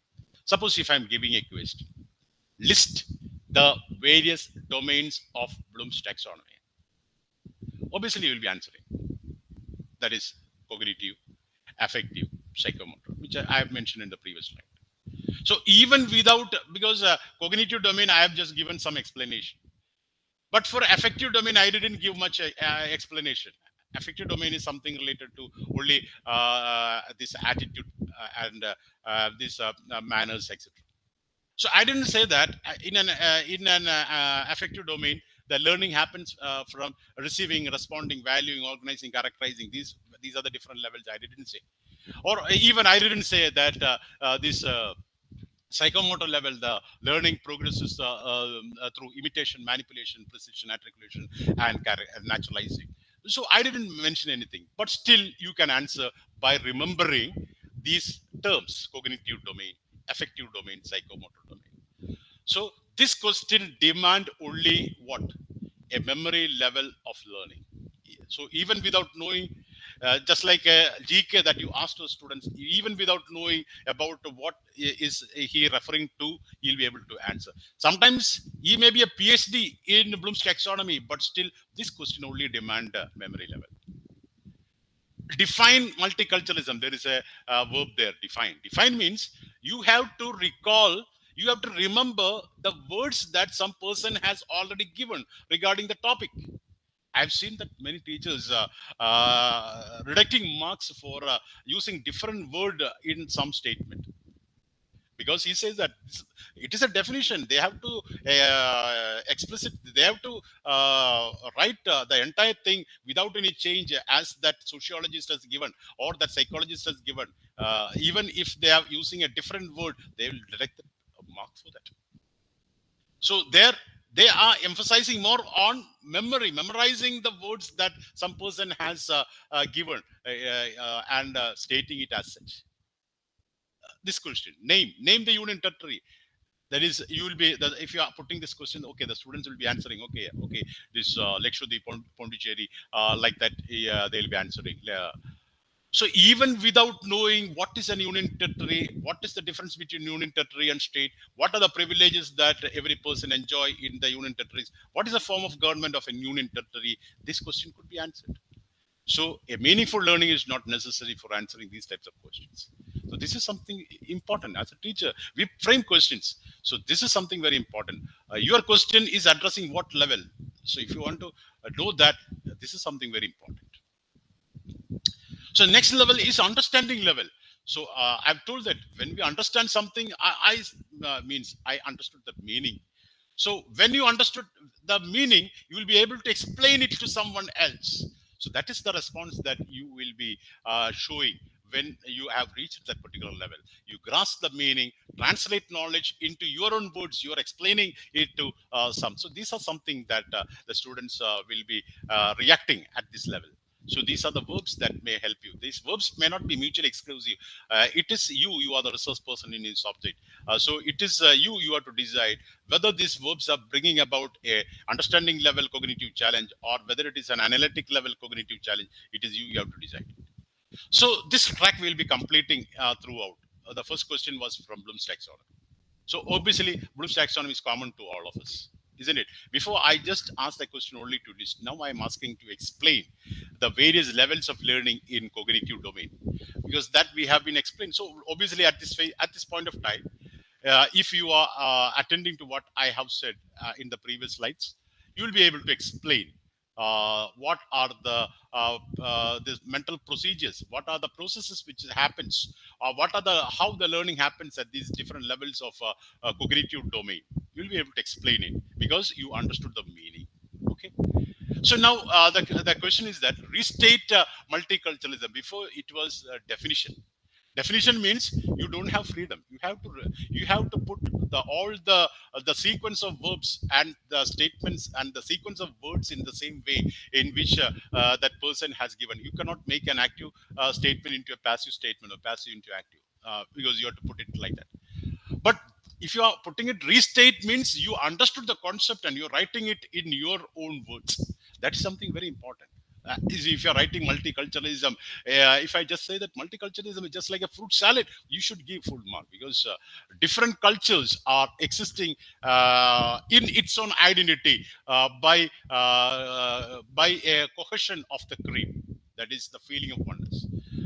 So if you say that, okay, the multiculturalism is a monoculturalism is something like a mixed fruit juice, you are bringing all the different, you are taking away the identity of the different fruit as it exists and making it a juice means you are making it a homogeneous compound. That is monoculturalism. If you are able to identify it, that means you have learned it. Okay, so discuss the privileges like that. So what will happen in an application level? I told that in an application level, you have to transfer your learning, your knowledge about the theory, about the law, about the concepts, about the methods into some unfamiliar situations. for solving the problems. So that is actually the applications there. So there is a sequence of verbs. All this will be available at LMS. So we'll be going into the question because Bloom's taxonomy, in the last slide at an understanding level, we tried to explain. And now what is the question here? Now I asked you to frame questions related to each domain in your subject. So I am asking you to frame 2 questions from the subjects that you are handling with respect to understanding level of Bloom's taxonomy. So what has been happening in that question? You are transferring the knowledge of Bloom's taxonomy, transferring the knowledge of Bloom's taxonomy to your subject for framing questions at understanding level. Or if I say, prepare a question analytical level, transferring knowledge of Bloom's taxonomy to your subject for preparation of question at an analytical level. So that is the application, transferring. So illustrate few multiculturalism practices in education. Okay, so you are illustrating some multiculturalistic practices. So you know what is multiculturalism. You're transferring this knowledge to the educational institutional scenario, and then you are just explaining these are some of the multiculturalistic practices like that. So likewise, that is application. And going into analyzing. So analyzing means, I told that it is something, a superior level of applications where we are dealing with a complex situations. We are dealing with a complex situations. So a complex situation will not be done in a holistic way. What we do is that we'll be breaking it into different components. Suppose if you want to study about the human body, you can study it separate in a detailed way by compartmentalizing it as this muscular system, nervous system, skeleton system. So you can have a detailed, specialized study about the entire systems and how they are connected.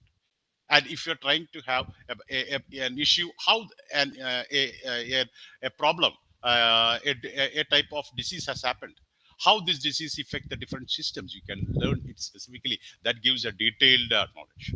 So likewise, if there is a if your computer program have had an issue, a bug, how will you fix it? You won't take it as a whole. You will be compartmentalizing it into different modules, and you will check how these modules are responding in its way. And then you will be transferring the output of one module to the other, and you will be identifying whether it is going in the right way. So this is how you do an analyzing. Then you are asking the student to do salt analysis. What they're doing is that they're taking a small compartment of salt. They're doing some test, boundary test like that, different tests like that. And after that, they'll be putting these 2 observations, and they'll be identifying what is the salt. So identify is what you could say one of the verbs that could be. So I have just showcased a few. Breaking a complex problem into parts, identifying the relations and interactions between the different parts. Also, these are some of the cognitive process. These are some of the cognitive process which will be happening at analytical level. So these are the processes which will be happening at the analytical level.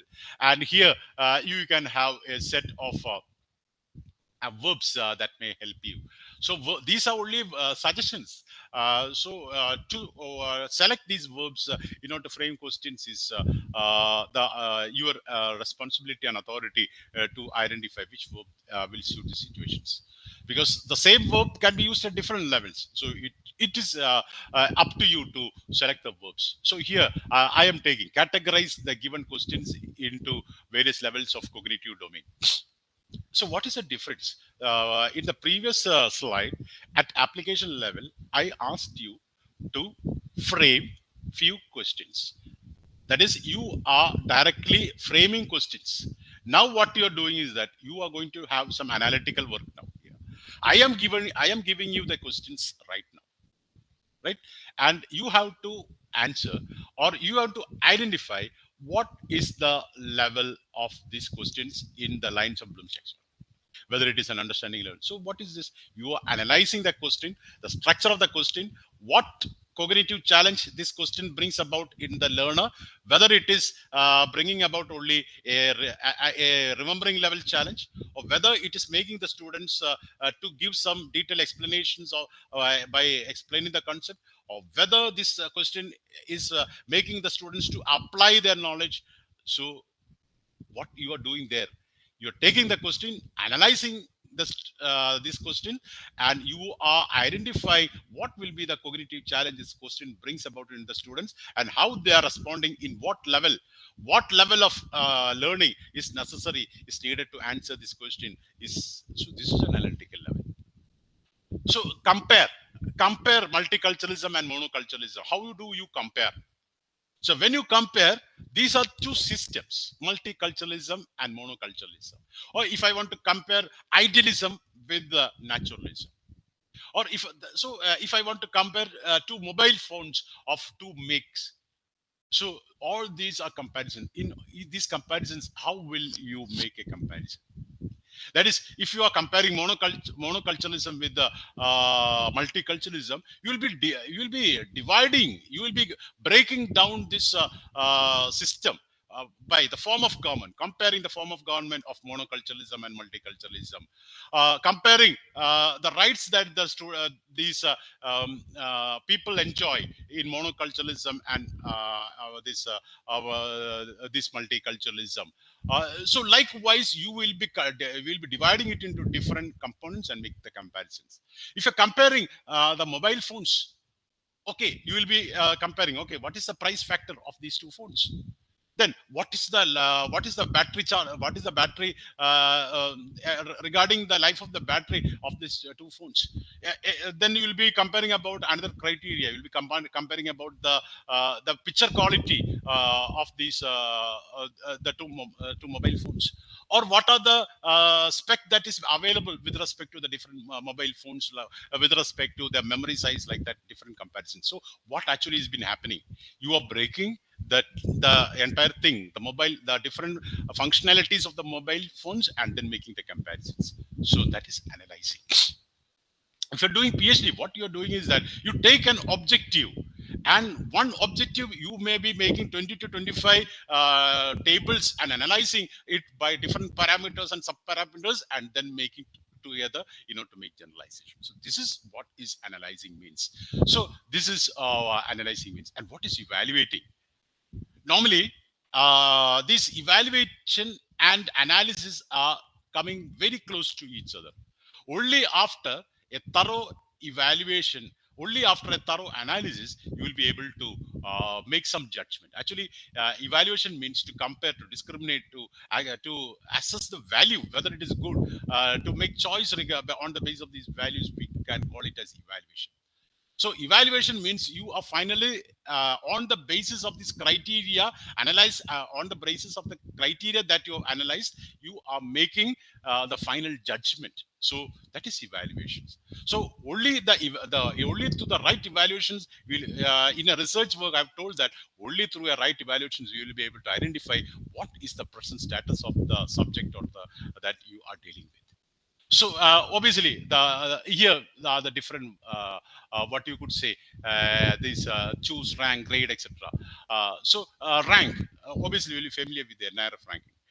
So what is a NRF ranking there? So NRF ranking is an evaluation of the different education institutions. You are giving the entire performance, your yearly performance of a college on the as a this. To the higher education, this what you could say, the human resource ministry, the NRF, on the basis that is the entire SSR. So you will be submitting your SSR, the complete activities you will be submitting, and on the basis of the different criteria, they are about different criteria. Are there about some criteria are there like teaching, learning, this research, up to perceptions. There are different criteria. They'll be evaluating the performance of the entire institutions who have submitted the SSR on the basis of these criteria. And each criteria they'll be putting marks, and they'll be aggregating the marks, and on this basis of these marks they'll be ranking the best college in India, Mirinda College, or the best engineering college, IIT Madras, like that. They are So ranking, they are evaluating the performance. So on before evaluating, analysis, a thorough analysis is something very, very important. So coming to the Bloom's taxonomy, before I have given you a few questions and asked you to identify what is the level of these questions. Now I'm going to give you a totally different.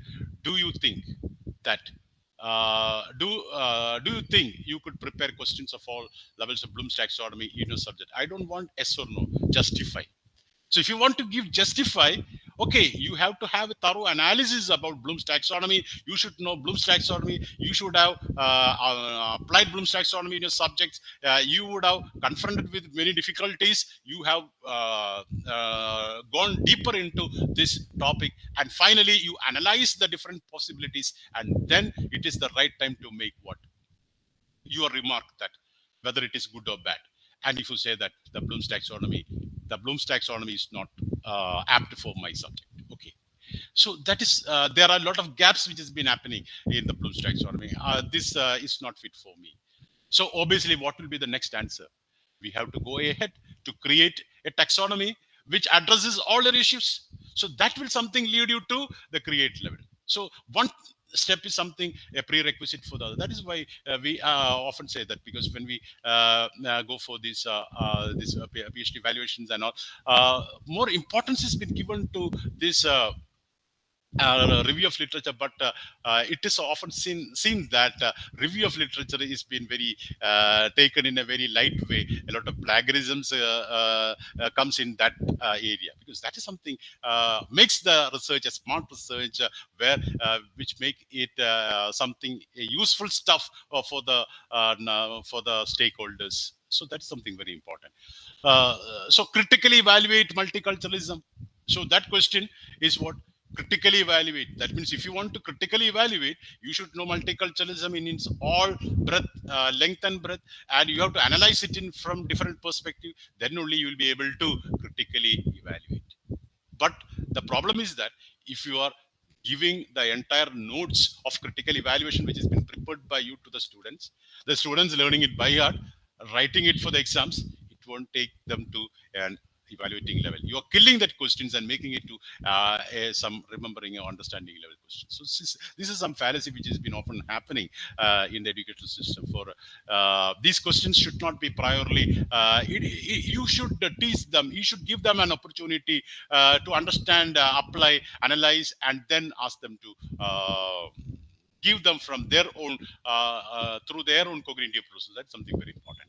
And creating, obviously we know that it is going out of the box. You are assembling your knowledge and bringing some new thing to the stakeholders. For you can see this for analysis, you are breaking a problem into different components, applying your knowledge, bringing out some relationship on it. And synthesis means you are putting together what you know and making a new stuff. So that is create. So what these are some of the verbs that could be used. So normally in a paper pencil examination for science subjects, it is not possible to create in a 2 hour or 3 hour examinations. So that is why in that examinations or in assessment systems, we are introducing projects. So we are introducing projects and assignments because then only you are giving time for the students to think about it, analyze about things, and to bring some innovations. So these things are brought about in the education system in order to bring about these, in order to bring them into a higher order of learning. So going into this question, because Bloom's taxonomy we are taking into line. So we have come up to a stage where you told that Bloom's taxonomy is not answering all my issues. So what next?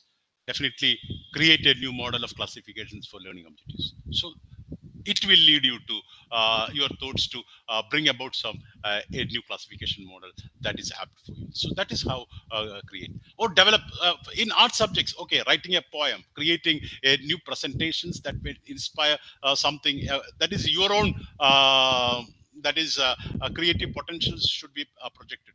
there is a lot of possibilities, avenues for this create level. So it is not wise to put create level questions in this question paper, because the create level is the authority of this create level is the person. So you will not be able to put a valuation scheme for the create level questions. That is why for a PhD you are sending your work for different types of assessments, you are defending it, and then only that has been awarded. So it should be awarded in that way only. So it cannot be taken up in that way.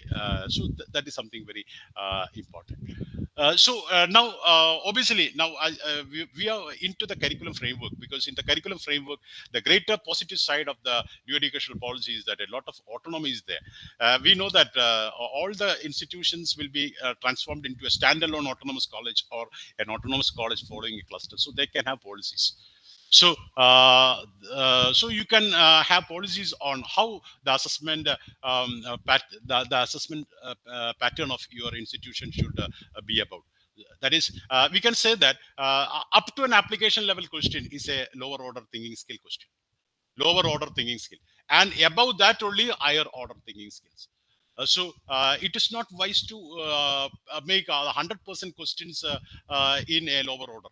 You can have 50 to 60% questions from lower order, but at least about 40% questions at an analytic and an evaluation level questions could be make this what you could say it will improve the quality of the stuff that that is passing out of your institutions.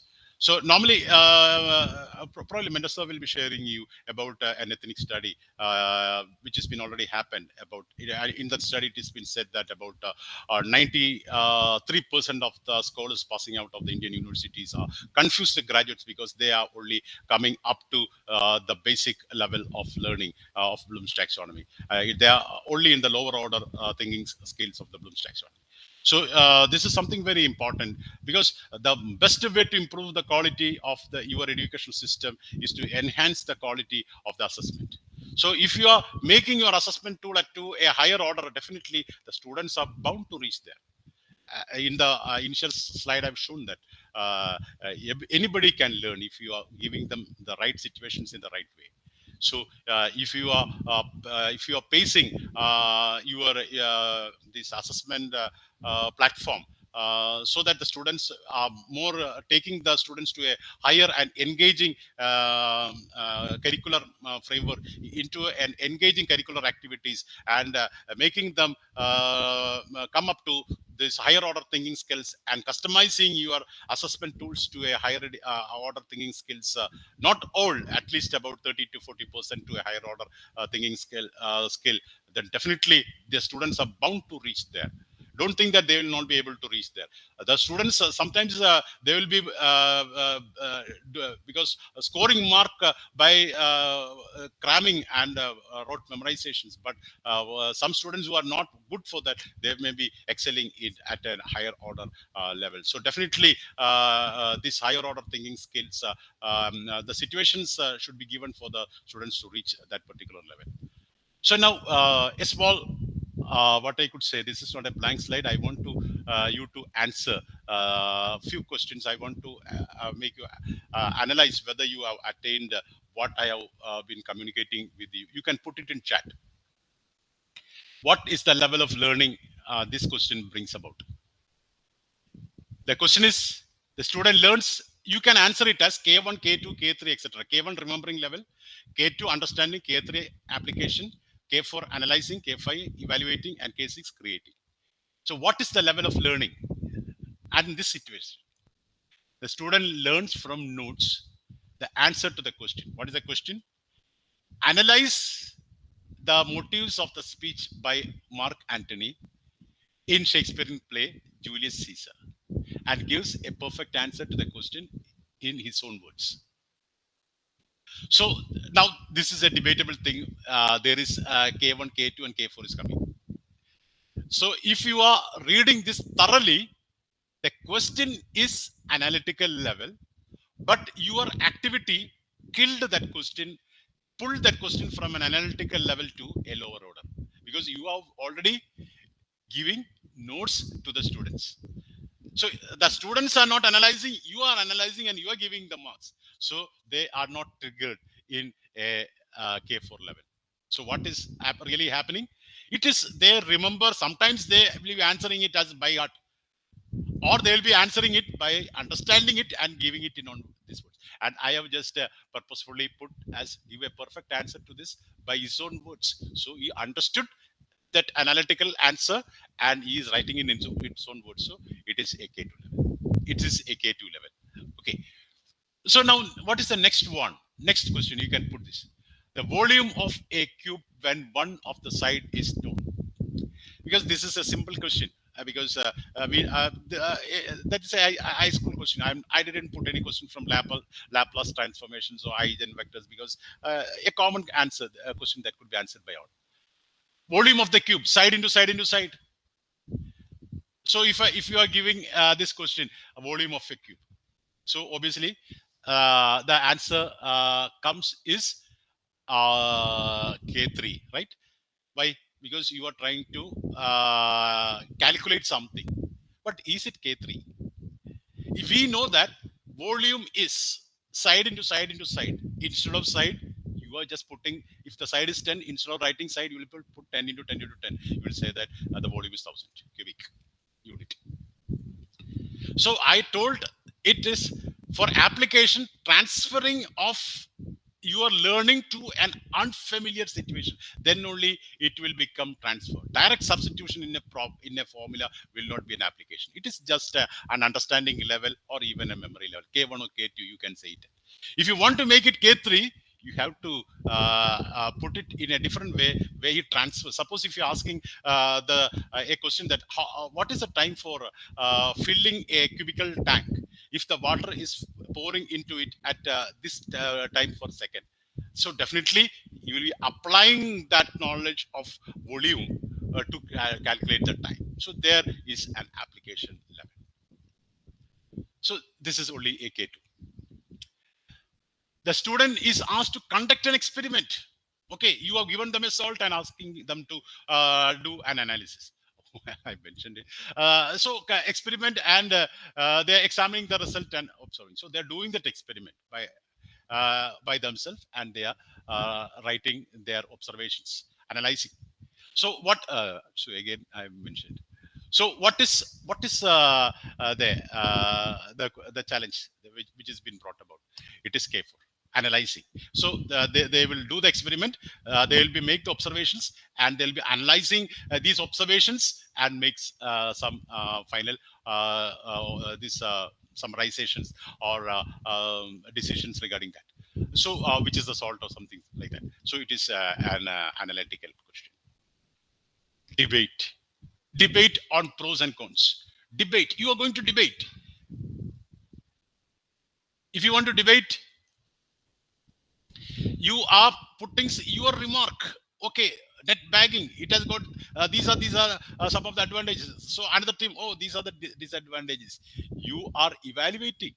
If you are critically evaluate, or if you want to answer this merits and demerits of debating on a topic, it is you are evaluating this topic from different levels. So definitely it is an evaluating, it is a higher order questions. So being teachers, definitely you should be able to figure out which is lower order questions and which is higher order questions, and you should show a tendency to take your students to a higher order questions. Then only they will become a productive students.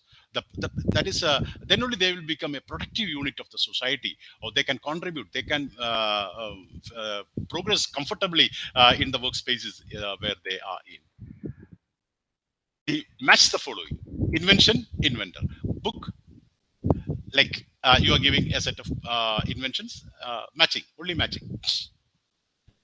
Obviously, it is matching even without knowing what is the invention, who invented this, without knowing what is the invention all about, they will be able to figure out. Oh, books and authors, isn't it? Suppose if you are giving a list of books and list of authors, even without reading the book, they will be able to match it, isn't it? Name the author of the book, even without knowing. So these are all memory level questions. Create a new model of classification. Create a new model of classification. Obviously, we have discussed on it because I told that, okay, your Bloom's taxonomy is not answering my questions. So what I have to say, obviously, we have to work on it and create something new. Obviously, that is something will take you to a create level, creating something. Okay, so so that is okay, and obviously connected to this segment, connected to every segment, there will be a small activity that you have to do, if it, and that will be available at what you could say, LMS. So those who have got access to the LMS, you can do this activity there.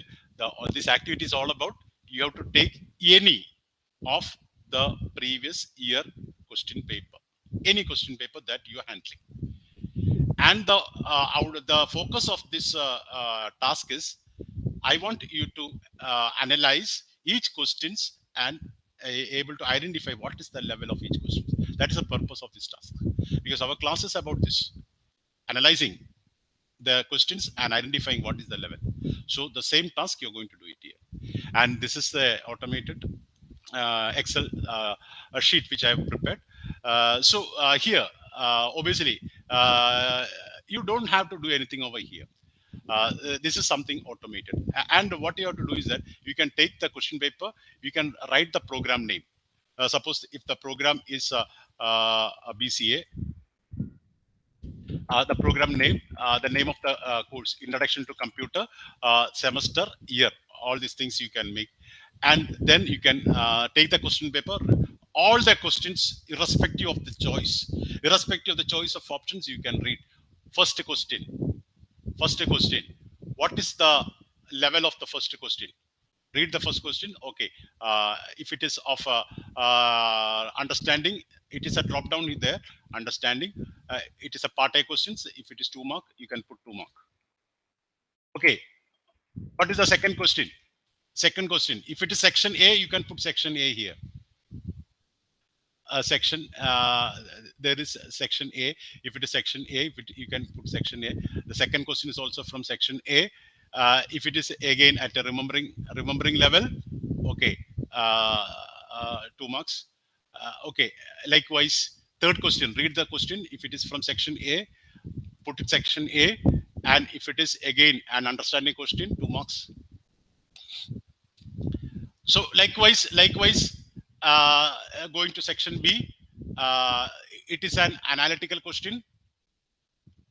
You identified it, and it is of 5 marks. Likewise. So likewise, you put here. So this is an automated thing. So here you will be able to identify. Okay, 36% of the questions, 36% marks of the 36% marks is from understanding level. 45% is from higher order level. The number of questions from analyzing level, obviously it is one question is from analyzing level, from understanding level. It gives both a representative as well as a tabular column, and also lower order and higher order. 55% questions are from lower order and 45% questions are from higher order. That is also showcased, and you can put your remark here. You can put your remark regarding the question paper. The remark in the sense whether it needs a improvement. It needs, whether the question paper needs an improvement, and some suggestions you can put. You can save it in the file. You can save it and you can upload it in the LMS. So this will be available in the LMS, and the details of the LMS will be shared by the moderator. So that's, and I think members are also shown it there. So that's all from my part for today, and tomorrow we'll be going with the introduction to this OBE. So we'll be mentioning about OBE, and also I'll be just mentioning about some of the inputs from the curriculum also. Okay, so over to Sijan if there is any clarifications needed. The platform will be open. Yeah, there are some questions. Would you like to take them? Okay, well, you can. Okay, them out for you.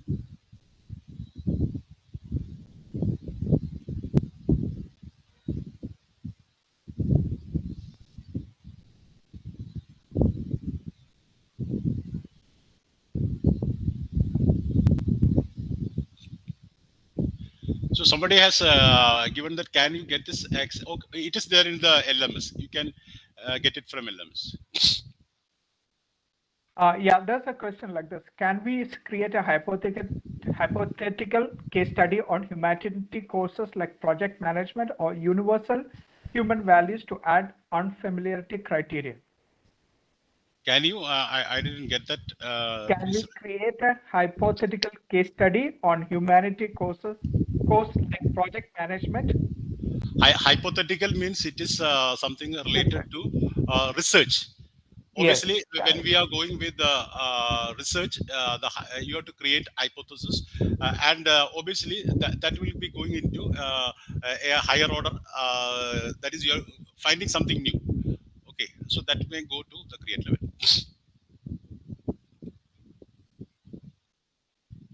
Okay, let me just.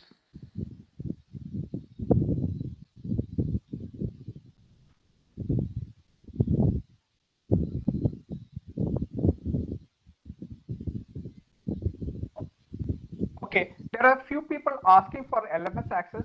For LMS access, what you need to do is you need to pay the processing fee of rupees 500 to the account details I just put in the chat short just now. Okay, you need to do that, then you will get access to the LMS. So the activities which Sunil sir just mentioned will be there in the LMS. You need to access that to access those activities. There's also the video. Yeah, there's one question which Dr. Meghana. How many levels in Bloom's taxonomy for cognitive domain? There are 6 levels which we have mentioned: remembering, understanding, applying, analyzing, evaluating, creating.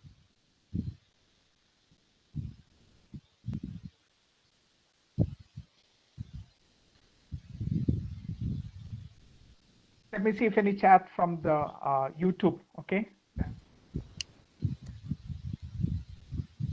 Not much questions on your presentation.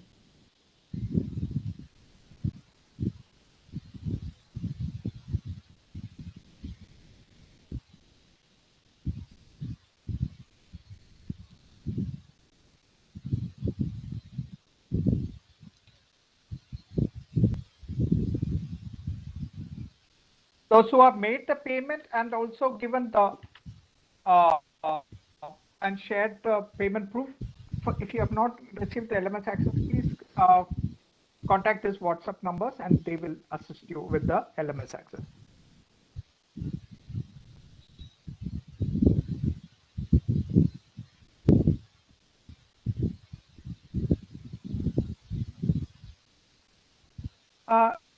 So, sir, I think that's about it. Yeah, I think I don't see any more questions out here.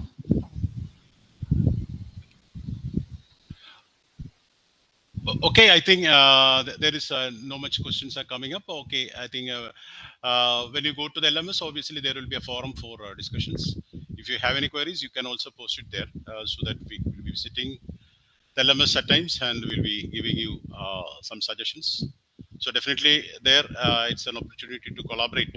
So the peer learning is something very important. So you can share your experiences in LMS also.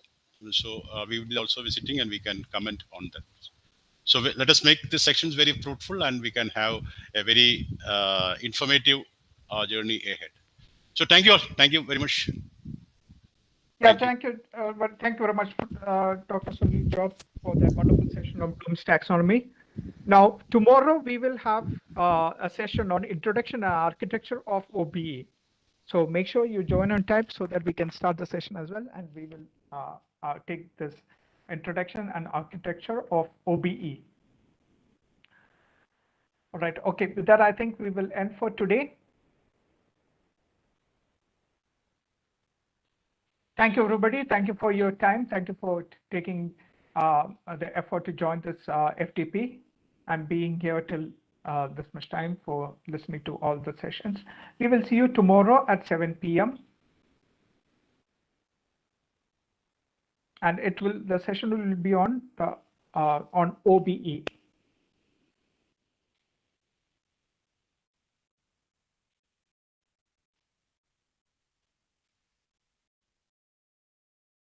The feedback will be available in the LMS, but towards the end of the FDP. No separate link will be provided for the feedback.